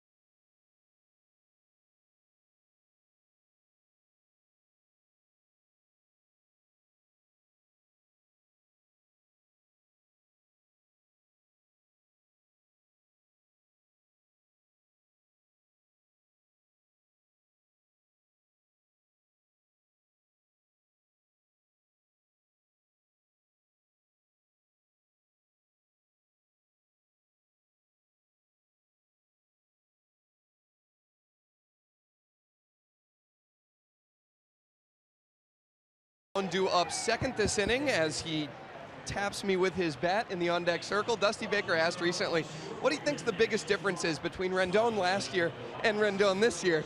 And he said that Rendon's wrist was bothering him a little bit last year, and it's tough to get to inside pitches when your wrist is barking a little bit. And that's especially the case with Rendon because he's a wrist hitter.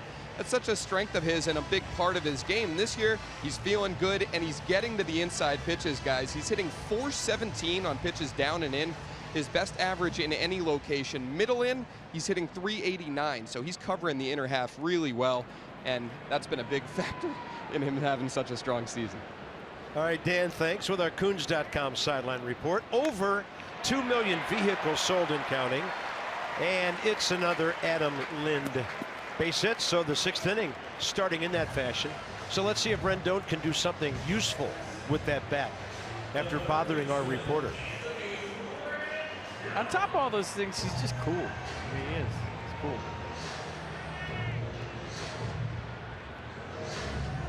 Yeah, Anthony wanted that ball thrown out. He got on the plate when he started hitting this year, a lot like Daniel Murphy. It hasn't gotten a lot of play, but you know, he's opened up his stance a little bit. He's kind of hovering over the plate in order to do some more damage on the outside pitch because he can still get to the inside pitch, a lot like Murphy. One of Rick Shue's ideas said, hey, why don't we try getting on the plate and see what happens. 0 for 2 tonight. Fly ball to right.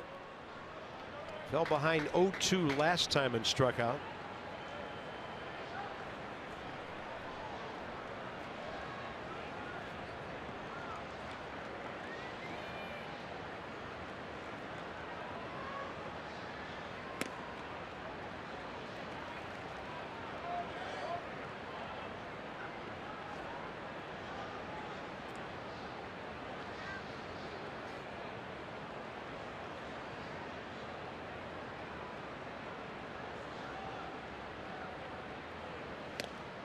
He was trying to make it 4-3.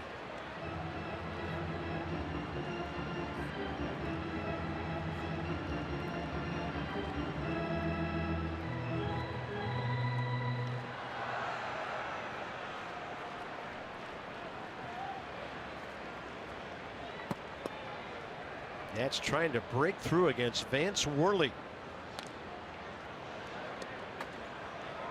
To the box. Sanchez single in the first and the fifth with a sacrifice in between. Bryce Harper RBI ground ball after the Goodwin double in the third with the Sanchez bunt in between. That's it for the scoring. Defoe on base twice. Jose Lobaton has a hit, and that's Dustin McGowan, one of their 7 right-handers. They added Javi Guerra today. And Rendon launches one high in the air out to left center. Yelich on the track, and it's coming down to him. First out, 6th inning. Just got under it. Had the sound. Just hit it a hair too high. Good swing. Made me get up out of my seat. Is it right on the sweet spot? Looks like it. Maybe he's thinking it right at contact, but it just died.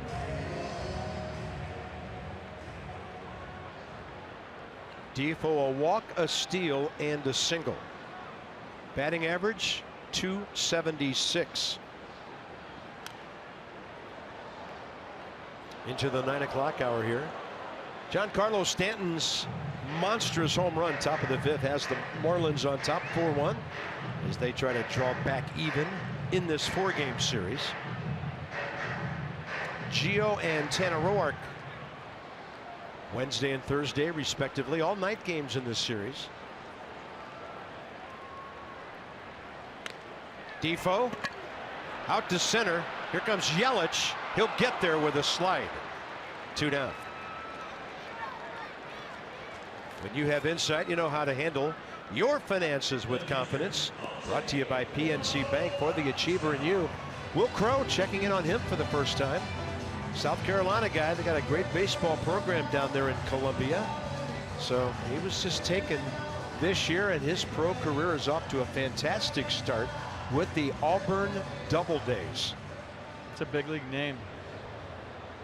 There's Joe Blanton.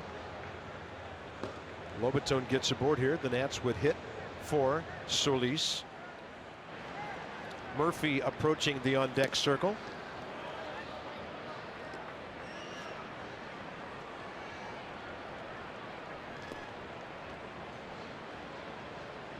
So that's the potential tying run if Lobaton can get it to him. Jose, solid single out to left center last time up.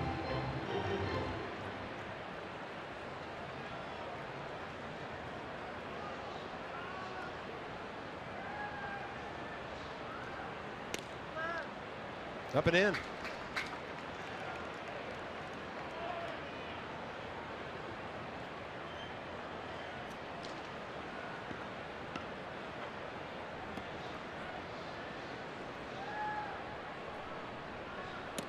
You know, I think if you're the Nats, you come out to play every day in the month of August, like they do. You give it a professional effort, and then September comes, and you hopefully get healthy and get everybody back, and then start to lock in. You say that, and they're 14 games up and 22 over 500, but you feel like that's the plan, right? Get Jason Worth back, get Trey Turner back, get Michael A. Taylor back, make sure they're all healthy, give them days off when they need it. But, you know, right when you get to the month of September, that's when you start to focus, and you hope to get the 30 games over and 35, and you're playing great baseball into the middle of the month, into the end of the month, and everybody's pumping on all cylinders. With the runner on the move, Lobaton to the right side for D. Gordon. Nats gone in the 6th, and Vance Worley continues to be tough to score on.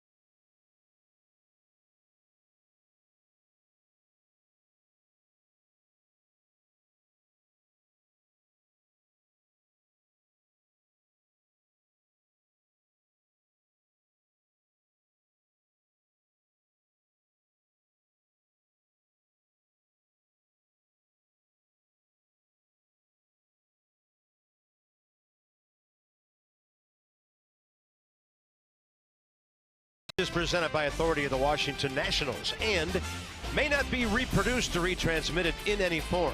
And the accounts and descriptions of this game may not be disseminated without the express written consent of the Washington Nationals.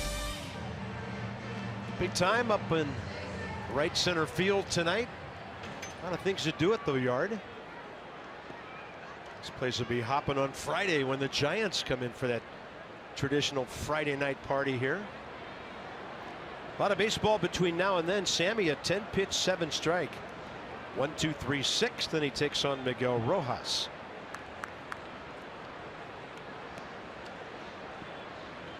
Yeah, Vance Worley not on deck. Tyler Moore is.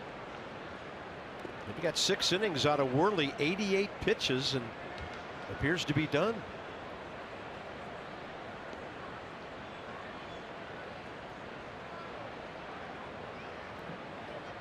In his 7th start of the year, solid here tonight.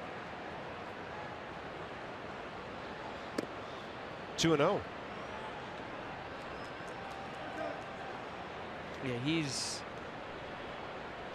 tossed at least 6 innings, all 5 career starts against the Nats, so including tonight, all 6 career starts against the Nats, and 7 twice.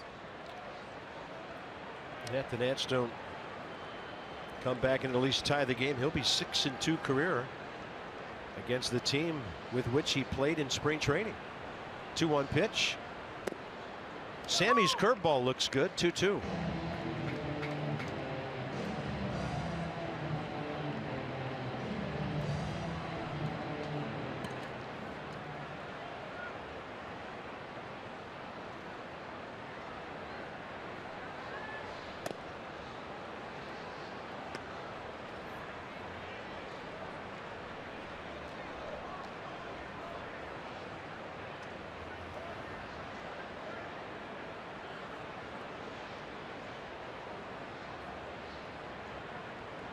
Lost him. Curveball way outside.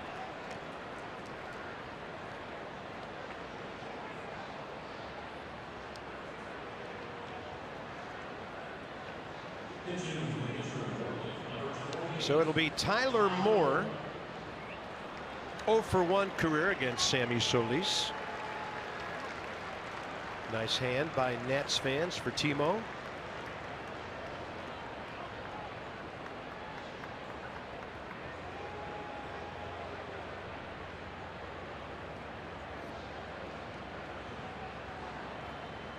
Mentioned his last night. Pretty good production as a pinch hitter. 9 hits, a homer, 7 RBIs. It's in 35 at bats. So is Lobaton looking in the dugout for something? Or is this just a stall piece for Joe Blanton? And is Mike Maddox going to make this change? I think he is, and he did. Mike Maddox made the change. Pointed to the bullpen, and here comes Joe Blanton. So 1 inning plus 1 hitter. For Sammy Solis, it'll be a righty-righty matchup. 4-1 Marlins, top 7. That's trying to hold on and keep it close.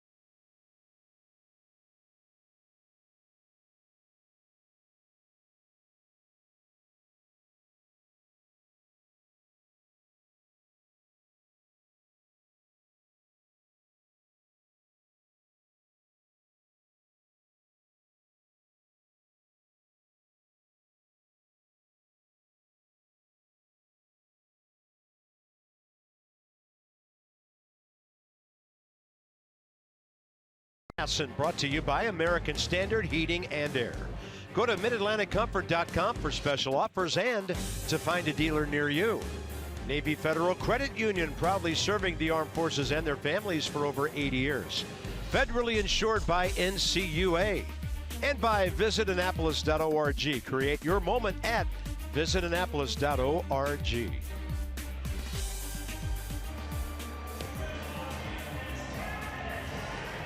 So it's Joe Blanton for the Nats.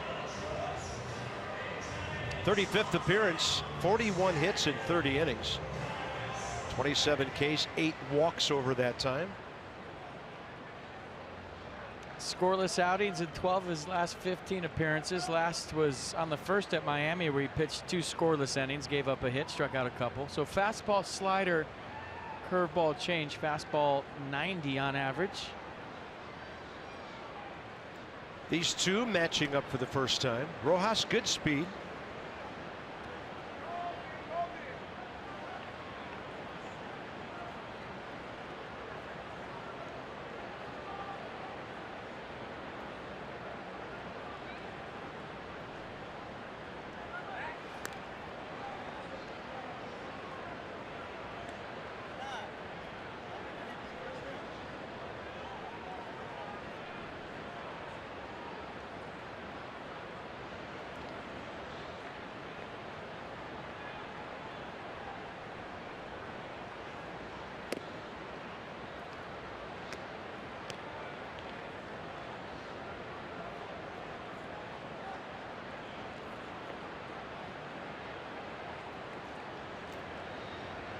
Oliver Perez getting started.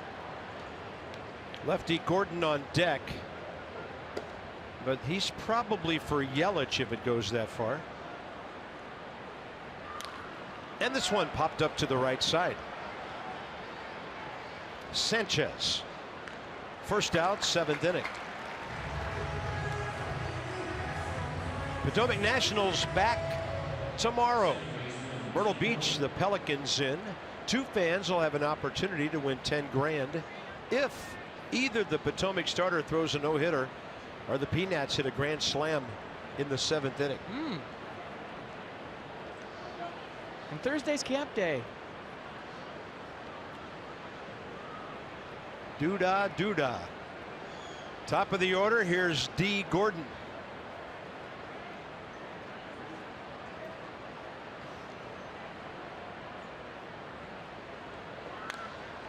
To left, flirting with the line, fair ball. Spins away from Lind, giving Rojas a chance to score. But it looks like we have a ground rule double. That'll send them back to 2nd and 3rd. I think a fan touched it.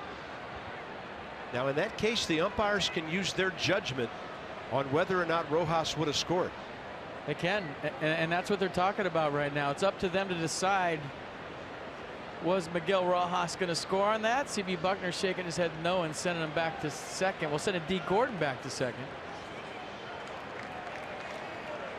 Yeah, the batter has to end up with a double. Well, they're giving Rojas home. It's 5-1. Yeah. So the fan grabs it right there.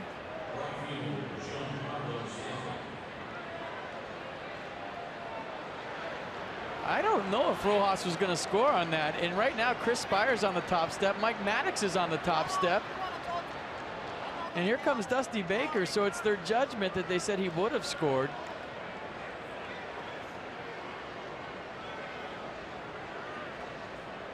That's why Dusty didn't make the change. He's limping. Something's going on.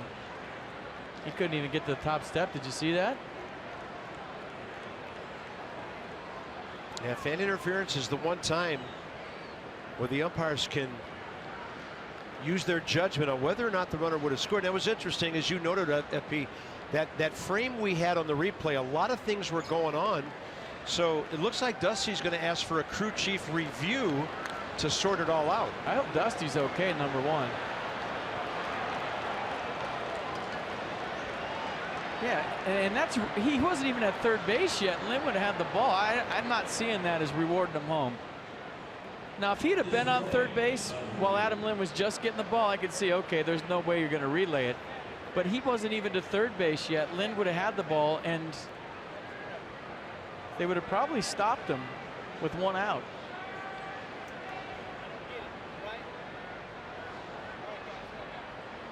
So now you have a bunch of guys in New York looking at video using their judgment on the call. Which is fine, and I think they'll see what we saw, and they might put him back to 3rd base. And I mean, they had to help Dusty down the stairs. I don't know what's going on with the Nat skipper. Yeah.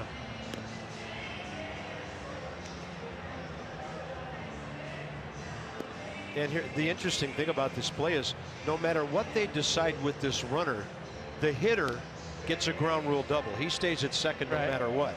Right.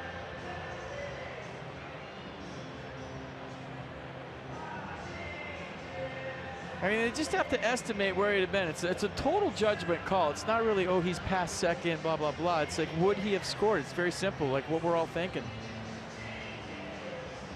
Our guys in the truck able to match the video using the time code down there. And in their, what they can see, he was just past 2nd base. Fan interference. And he's putting him, well, he's scoring him. Yeah, they're going to let him score. So quite a bit of leeway given to the runner Rojas there. Bottom line is the Marlins lead 5-1. Gordon to 2nd with the RBI ground rule double. And 1 out here in the 7th with Stanton coming up. First base open, and they just sent Giancarlo down there.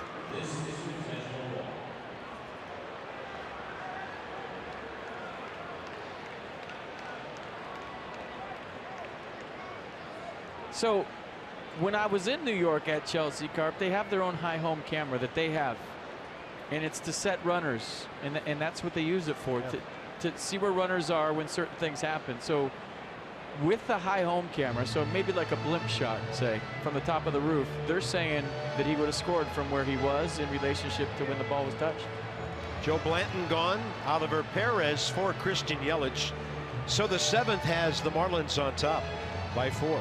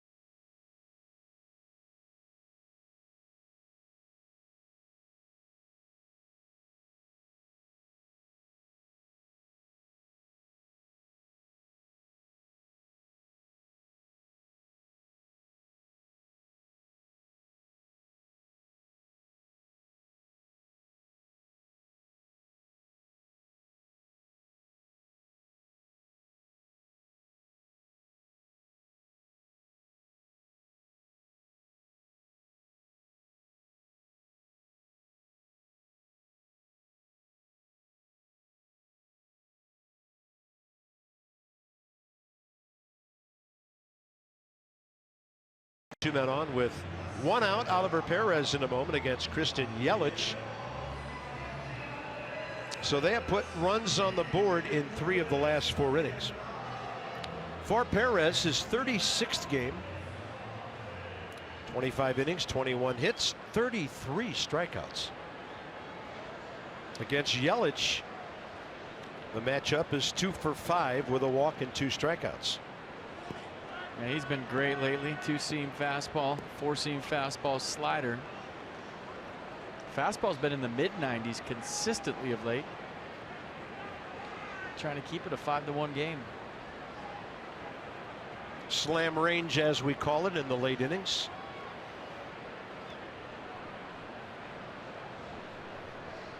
Joe Blanton threw 3 pitches, 2 strikes, resulting in a Gordon double, and then no pitches on the count charged on the Stanton intentional walk. We got Tyler Moore in the pop-up before that. Ball 1 outside to Christian Yelich, 0 for 3 tonight.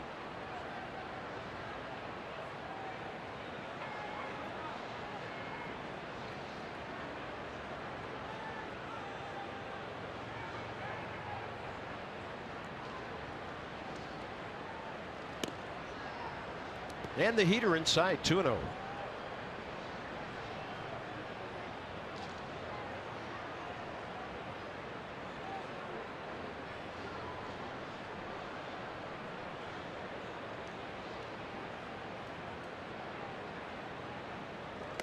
Curveball up in the zone.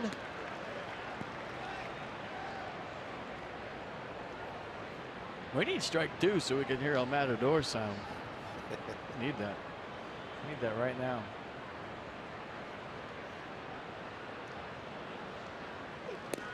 Strike 2. Here we go.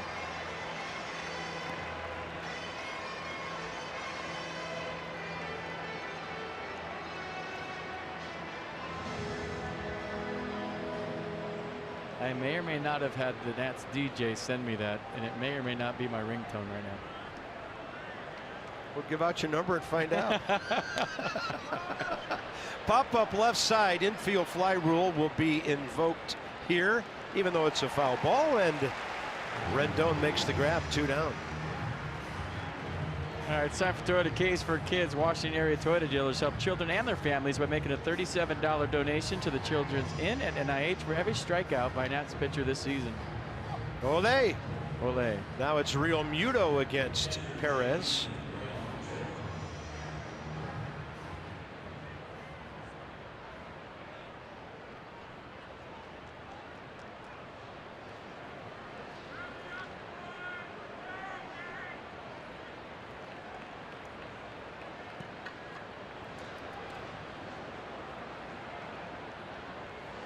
And Perez, a look at Gordon. The hook is in there for strike one. That slider went through the Nets dugout, onto the on-deck circle, and came back for a strike. Look where that thing started. Mercedes-Benz on the pitch cast. And that one chasing the hitter, loading the bases. It'll be a lefty-lefty matchup with Derek Dietrich, who has made a career out of being hit by pitches.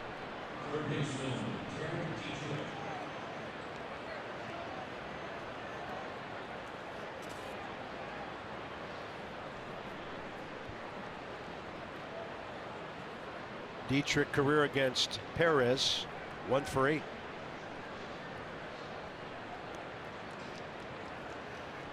Gordon, Stanton, Real Muto. Nats have 9 outs with the bats with which to work, so trying to keep this a 4-run game of utmost importance here, and the fastball bolting in for a strike.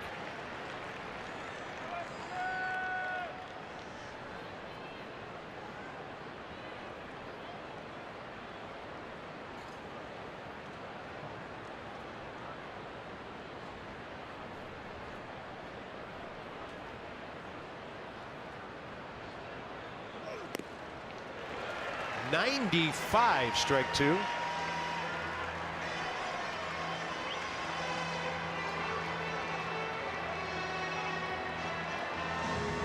That look was awesome. He is digging this thing. I know he is. That's the fiercest look I've seen from Oliver Perez.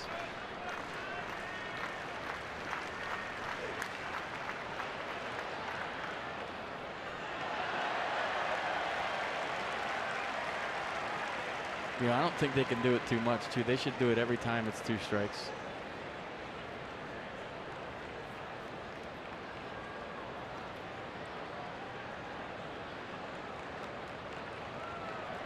I go frisbee right here. Start it behind Dietrich and freeze him, ideally.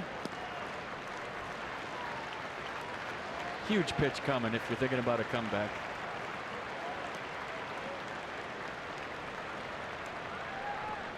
He goes with the heater.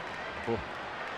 Tried to quick pitch him. You got to make sure you come set with the runner on third base and the base is loaded. They don't call a balk on you, but he did, and then he tried to rush him with the slide step, and Dietrich was ready to foul it off.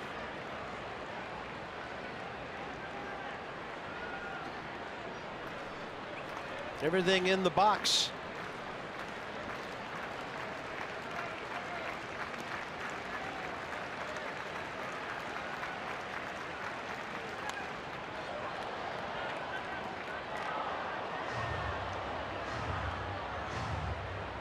Oliver feeling good about his heater tonight.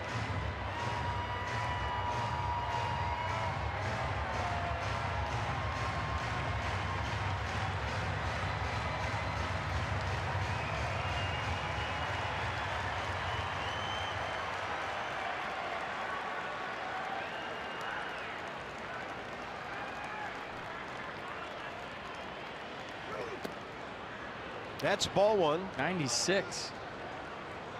And a grunt, I think.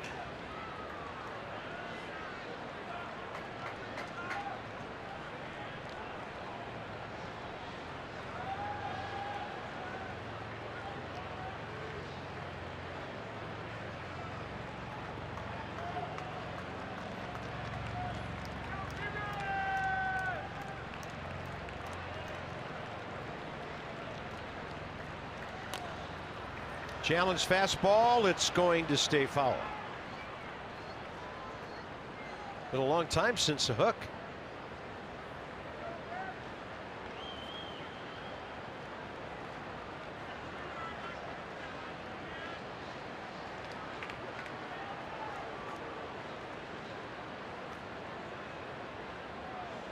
Might go no sign right here. Runner's been on second base for a while. Giancarlo Stanton.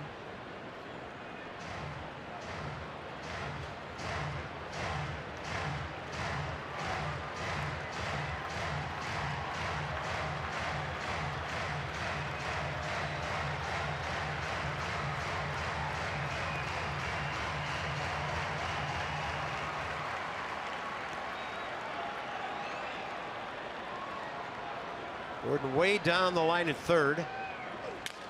And a busted bad hit that'll fall into right center. Good for 2 runs. Harper hits the cutoff man. 7-1 Miami. I threw him a lot of fastballs. I thought they might try a slider there, try to trick him. But once again, Derek Dietrich does something to hurt the Nats. Well, he's feeling his fastballs, 95-96. And maybe after bouncing that one, hitting JT Realmuto with the runner on third base, he lost confidence in the slider. It felt like he was set up for it. They went with a fastball, and 2 more runs score, 7-1, and this one's going to be tough. 8th Marlin to bat is Tomas Teles. 3 RBI night by Dietrich. And this one in the air that'll back up Bryce Harper. That's it for the Marlins, but a very costly, long top of the 7th for the Nats. They tack on 3 to lead by 6.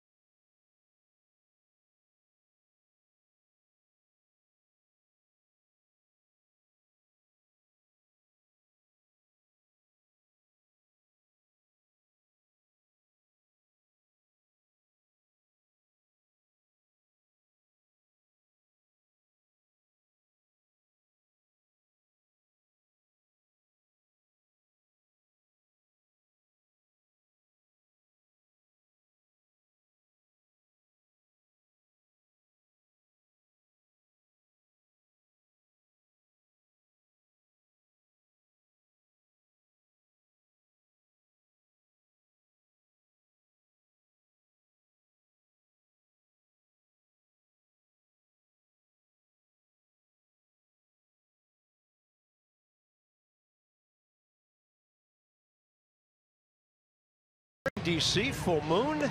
We're going bottom 7. And Dustin McGowan will be next in line for the Miami Marlins. 45th game. Not that hittable. 46 hits in nearly 57 innings. I got a pretty good heater. Averaging 94 on the year. Slider 86. Occasional changeup at 87. Tyler Moore stays in to play first base on a double switch. Pitcher for Miami batting in the 6th spot.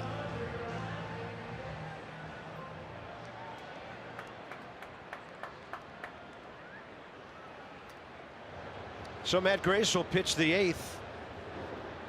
Andrew Stevenson pinch hitting in the number 9 hole here.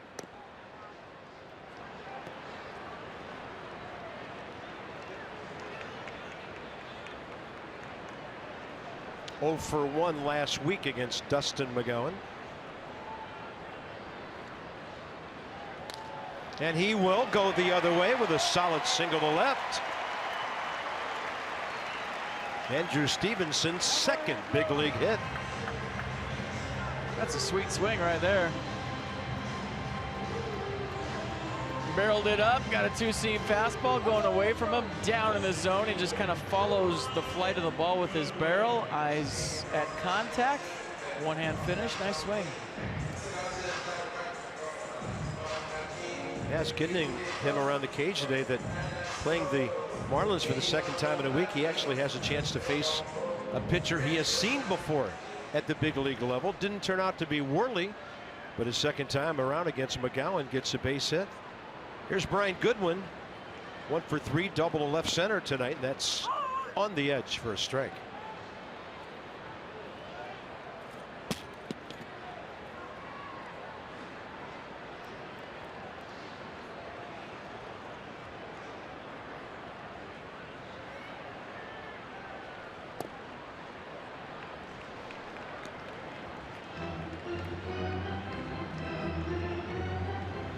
Pretty good night for Adrian so far.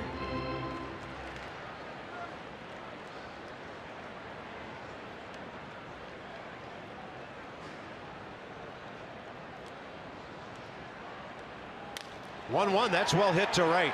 Stanton going back and can't get it. One hops the wall, over to third Stevenson, and 2 doubles for Brian Goodwin tonight.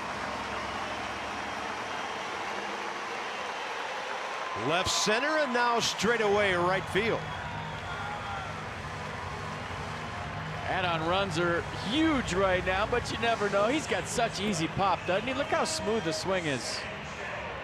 Just catches it out front, extension, really using the lower half, but just a quiet swing and violent results. Second double of the night. First one was over Ichiro's head and left. This one over Stanton's head and right. Let's see if Adrian Sanchez's big night can continue.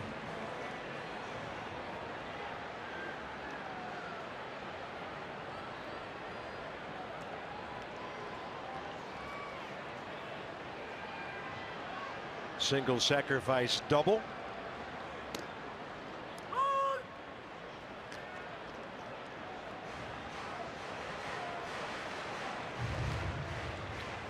Seven big league hits, and he is 6 for his last 11.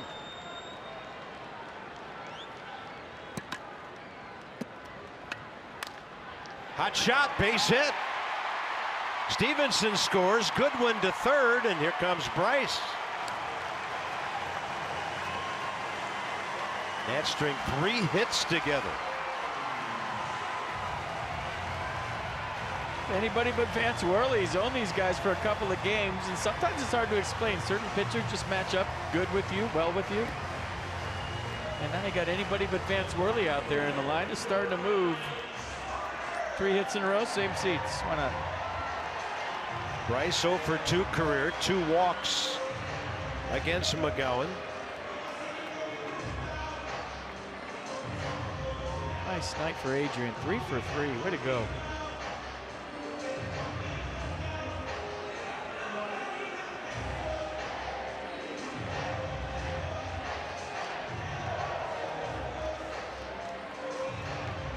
So Bryce ran into number 29 last night. 150th tater of his career. A curveball from Despagne that went far. Beautiful swing, 104 miles an hour. You saw it on the scoreboard.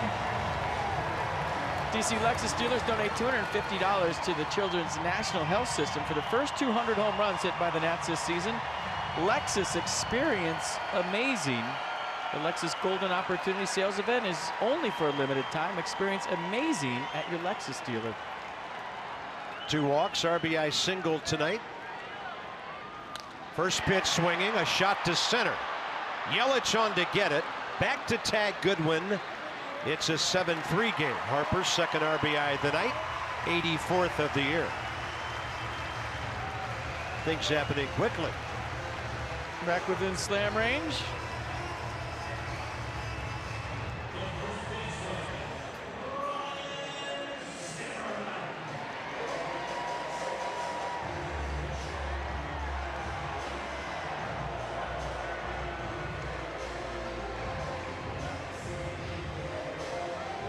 talked about this many times over the last couple of years, the importance of your bullpen when you're behind to give you the opportunity to make a comeback.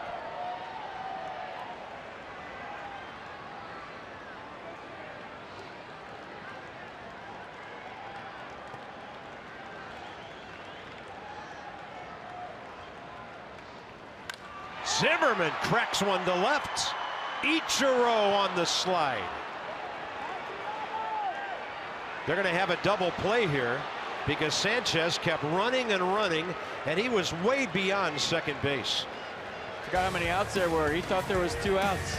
Well, there are 3 now.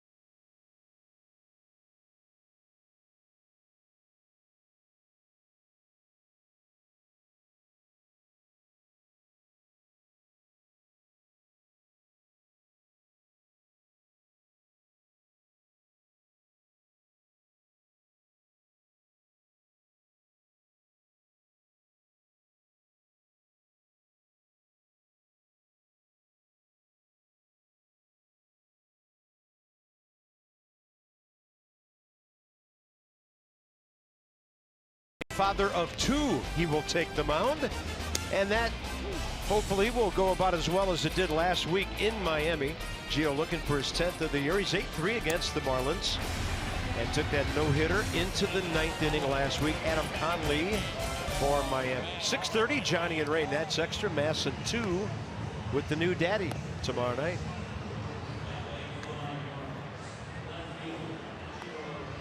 Matt Albers, not Matt Grace, will take over here in the 8th.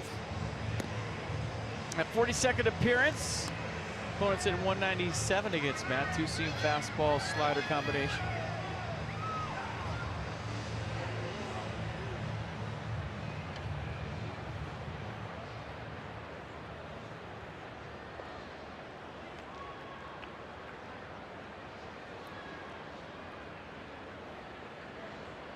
First up, Ichiro, who made that good sliding catch that started that 7-6-3 double play. Yeah, down by 4. Little brain cramp by Adrian Sanchez.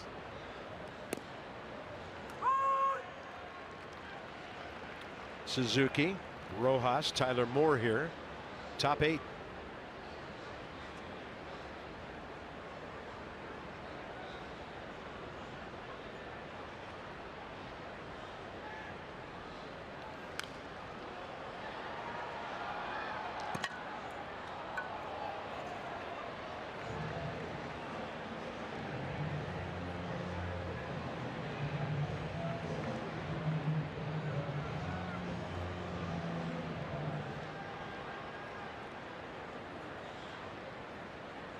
Ichiro for 3 tonight. Fly ball, couple of grounders. Line drive and right in the way of it, Sanchez. Both teams have had fielders in the way of line drives tonight.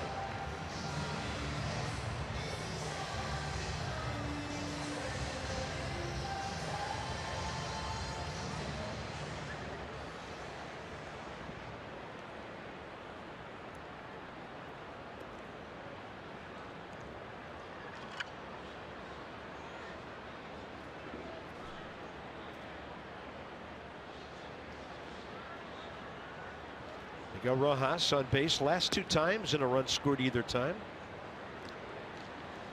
Leadoff single in the 5th, got their 3-run rally going. Leadoff walk in the 7th, another 3-run inning.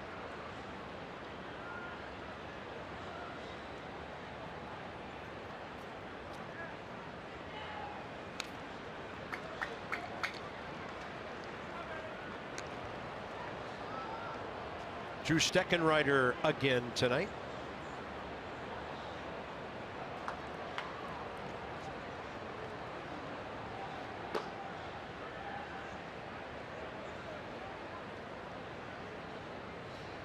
"12 letters in the last name."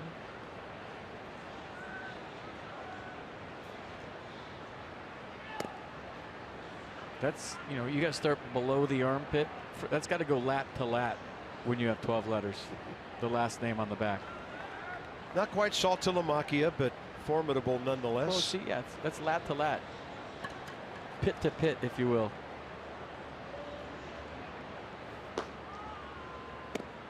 Front door on the slider. 2 balls, 2 strikes.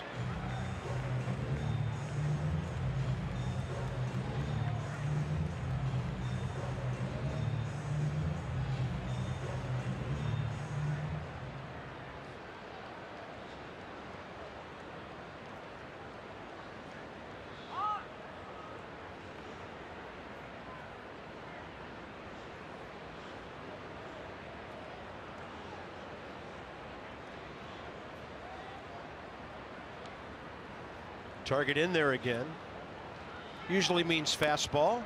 Swings and misses on the 94. 2 down.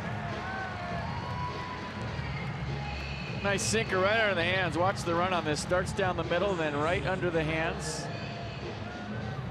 And sinks too. That's when Matt Albers is at his best, when that thing has the arm side run and it's still dipping and darting down toward the ground too.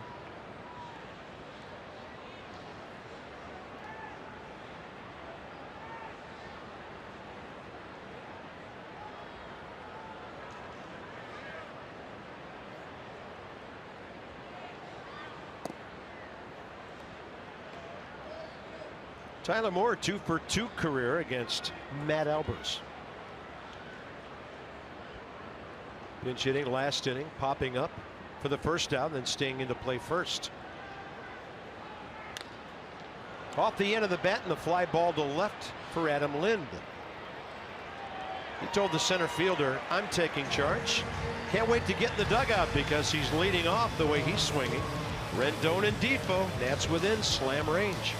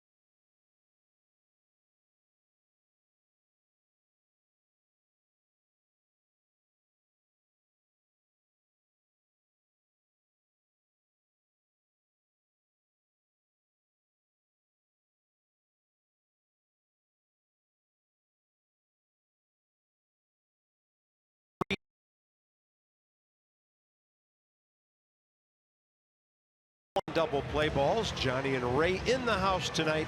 Nets extra post game presented by WB Mason. A lot of swings to be taken between now and then. Hard throwing Drew Steckenrider, second appearance of this series. Scoreless 6th inning with a strikeout last night against Kendrick, Harper, and Zimmerman. Yeah, lots of high fastballs from Steckenrider in the mid to upper 90s. He's been impressive in the few times we've seen him against the Nats.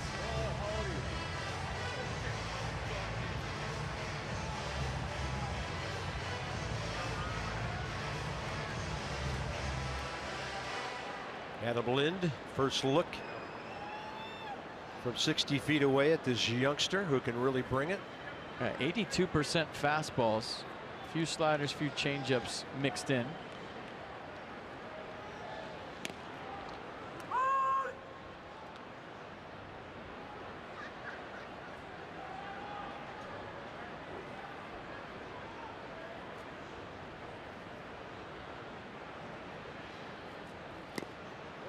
Adam just spits on that one. 1-1.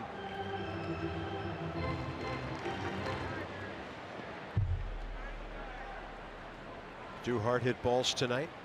1 for 3. Same pitch, same take.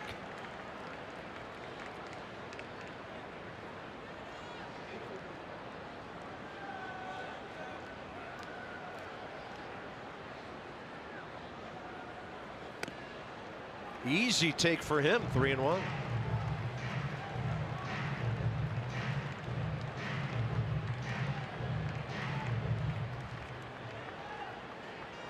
Rendon looking for his first base hit tonight. 3-2.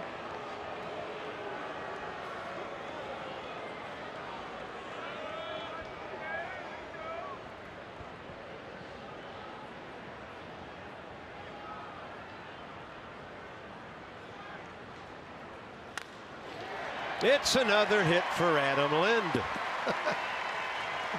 Pitch hit him, start him, whatever. Now hitting over 280 as a starter this year. And a 2 for 4 night. Just a hit machine. Lined out to center, low line drive his first time up right at Christian Yelich. Then a knock in the 6th and knock in the 8th. 2 more for Adam Lind. He can hit. Very impressive. Here's Rendon.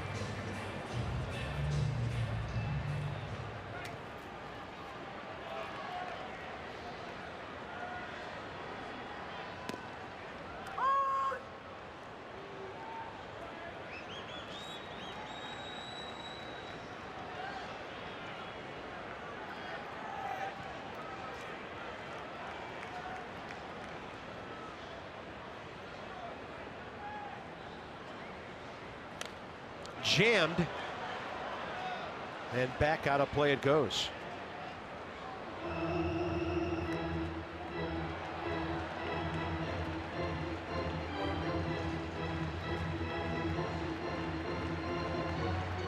Defoe's been fantastic tonight.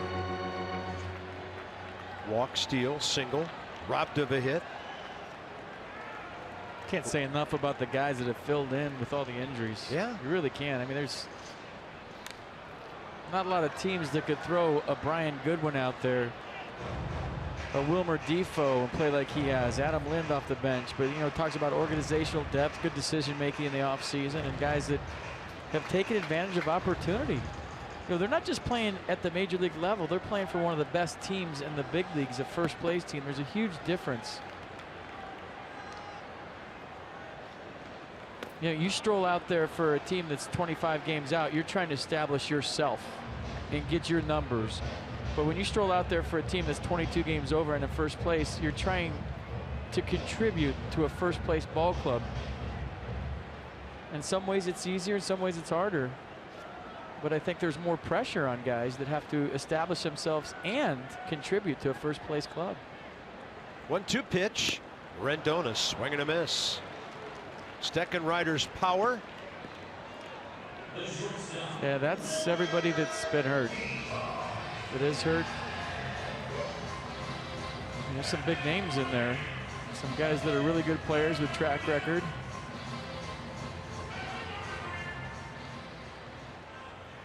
Yeah, first order of business, get Steven Strasburg back on track. Then Worth and Turner Taylor probably before them. First pitch swinging, Defoe a fly to left. Ichiro 2 down. Nats are down to their final 4 outs. Jose Lobaton is next.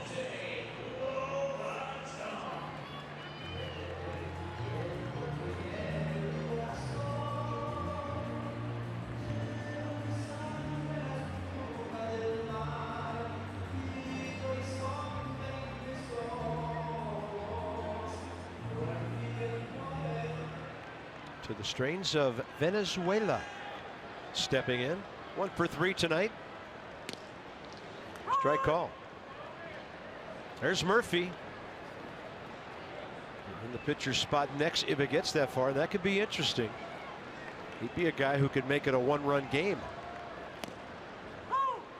0-2.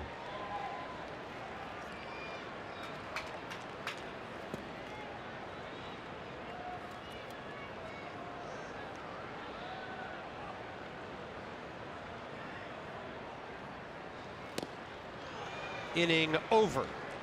Leadoff hit by Adam Lind. The Nats have stranded 8 tonight, trailing 7-3.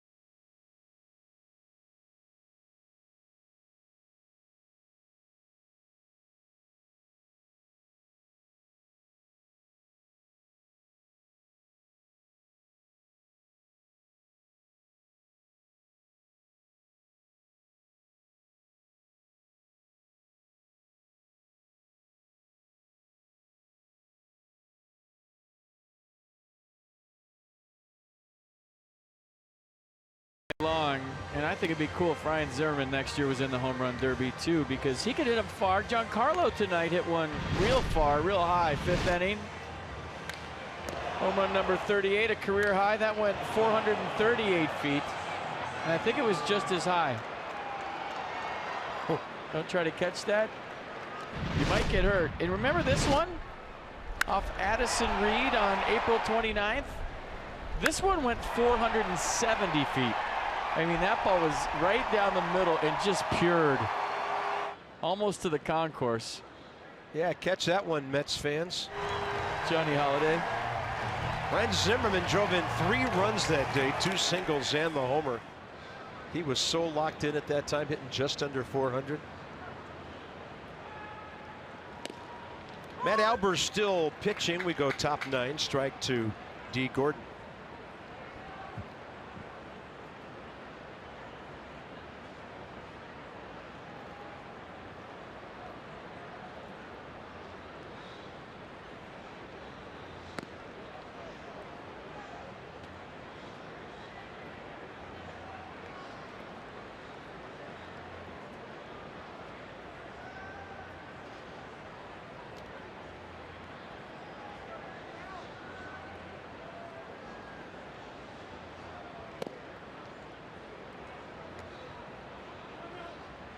Brad Ziegler right now their closer. A.J. Ramos off to the Mets with his 20 saves and 22 opportunities.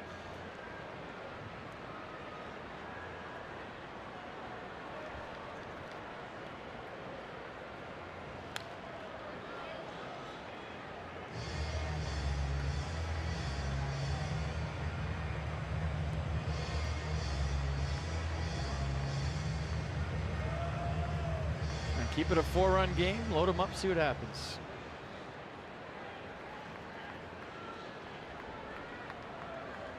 Bryce due up 4th.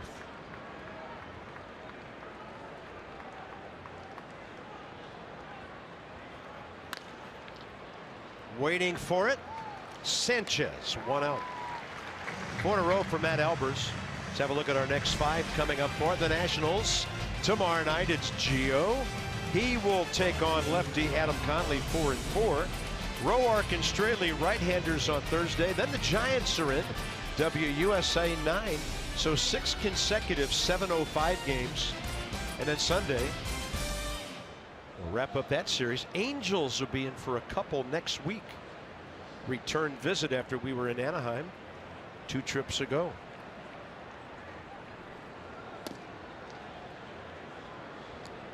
Then all you folks can eyeball Bryce and Trout for 9 innings and draw your own conclusions. Get to see him live and in person.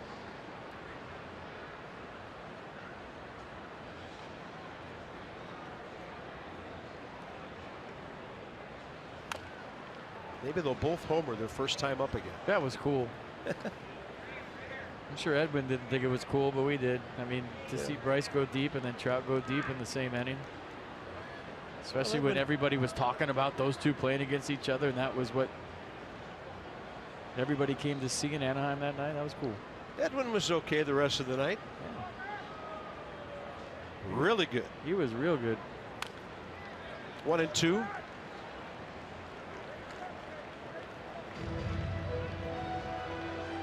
Solid in his return so far.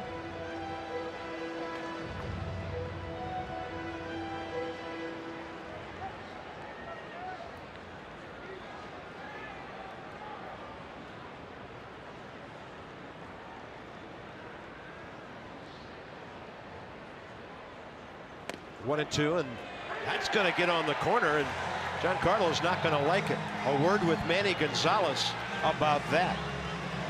2 down. Yeah, where's this one? Backdoor sinker. Did it come back? And Manny's had a small zone all night long, and Giancarlo didn't like that. Matt Albers would take it. Can't blame him.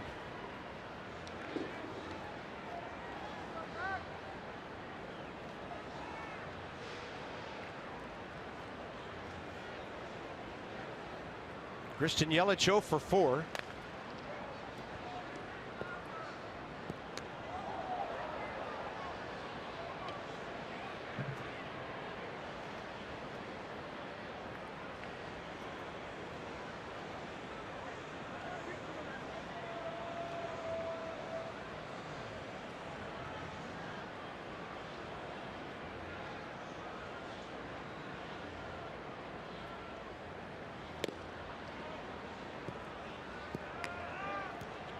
Crackle on that 95 fastball just inside.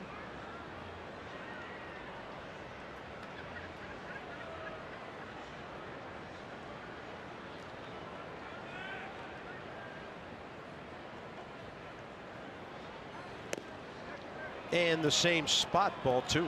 Can we show that tracer on the home runs with StatCast? It'd be cool to watch a Matt Albers sinker with the tracer. I like when they do that in golf now too, and you see the cut and fade on the shots. You can see some serious cut on this. In golf terms, cut would go the other way in baseball terms. Yeah, it is kind of backwards, isn't it? Yeah.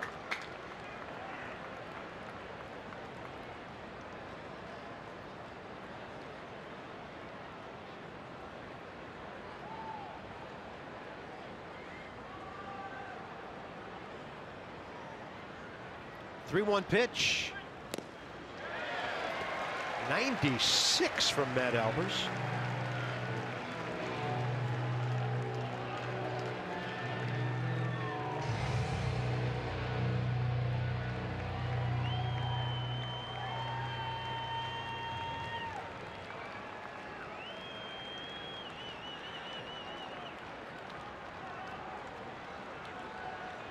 I front hip him right here. Yeah, he tried, but it stayed in. I threw it too hard. 97, threw it through the run. Yelich aboard with 2 outs. JT Realmuto, another chance.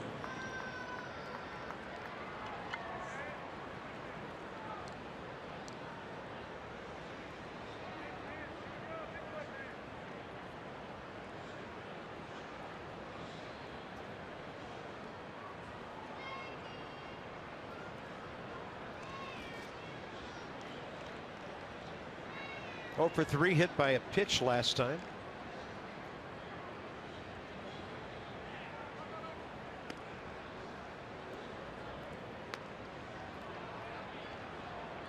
So in the bottom of the inning, most likely Murphy. Goodwin, Sanchez. Nats would need to get a guy on to get it to Harper and need to get it beyond there.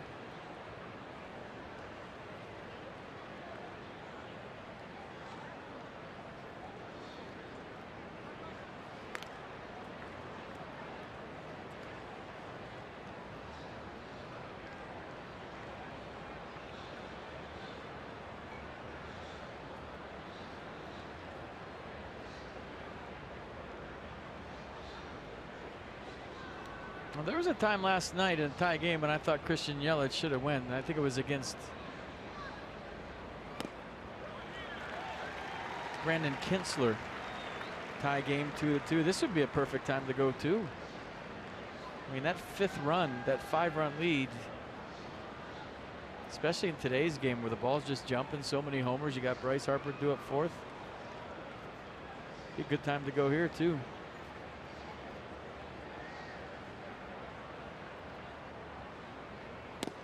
Right in there.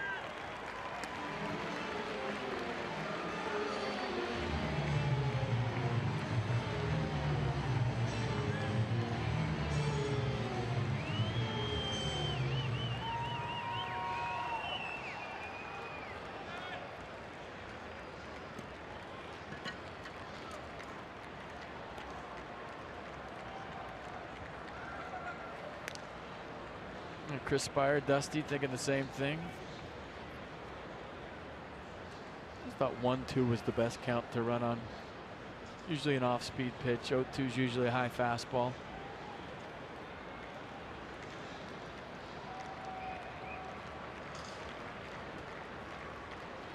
Target in on 0-2. Swing and a miss right under the hands of JT Realmuto. So Matt Albers gets 6 outs. Now the Nats need 4 runs.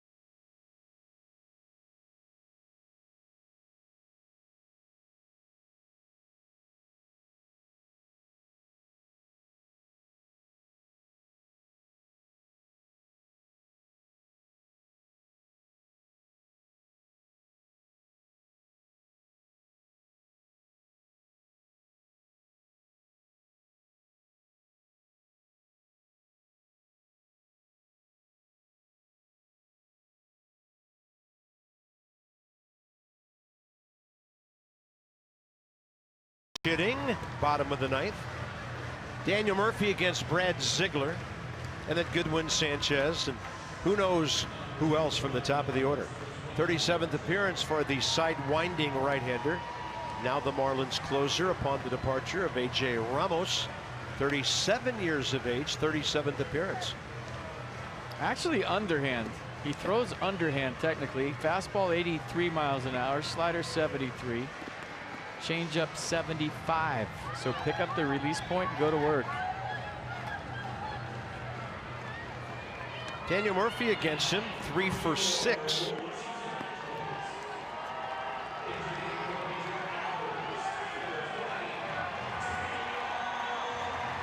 To give the crowd a bit of a charge. League's second leading hitter at 332. They're not giving up. 65% of Ziegler's outs have been via the ground ball, and everyone having a chat at home. Murph says, I missed you guys. I didn't play tonight. What you been up to? Nats have out-hit the Marlins 10-6, but they have stranded 8 runners tonight.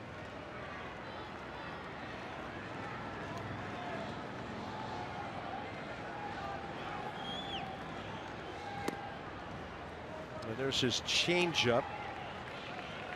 It's kind of floating away, and then gravity took over. Yeah, game plan, just make them be up. Look for something up. Your eyes light up. If you're left-handed, use the whole field, meaning go the other way. Murphy, and it's right where Rojas was playing. Shaded up the middle. 1 out. That ball was smoked. Yeah, it's been that kind of night for some hitters. Hurt his hand. Did you see him shaking his hand after that? Still shaking it. Catch a low line drive hit that hard, it'll leave a mark. Sometimes a bone bruise.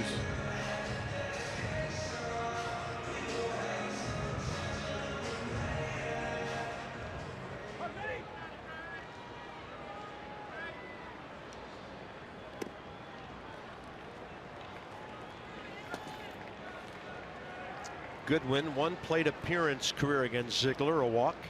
Dietrich even with a bag at third. 1-1.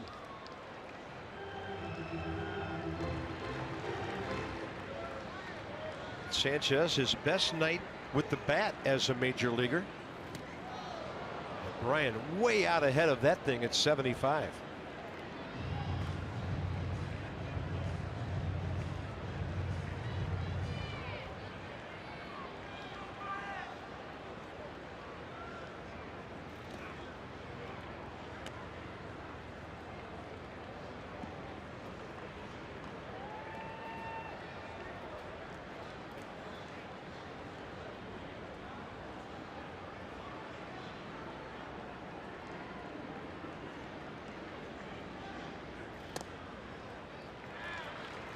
For the Nats, walks as good as a hit right now.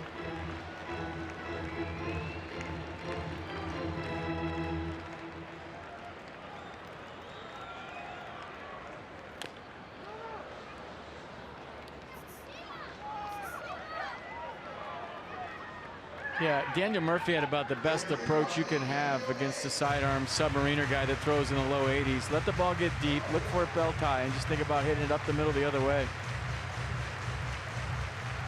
It's a little tough for right-handed when that thing's coming down and in on you, but left-handed, you see it real big.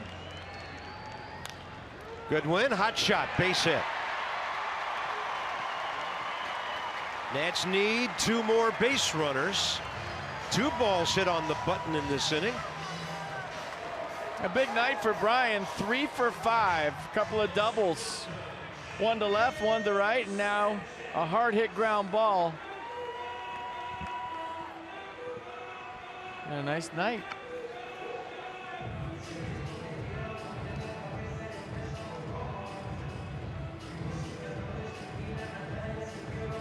Yeah, Sanchez looking for a 4-hit night here. Facing Ziegler for the first time. A lot of room right side with Gordon cheating up the middle. He goes that way, but he's going to hit it too well.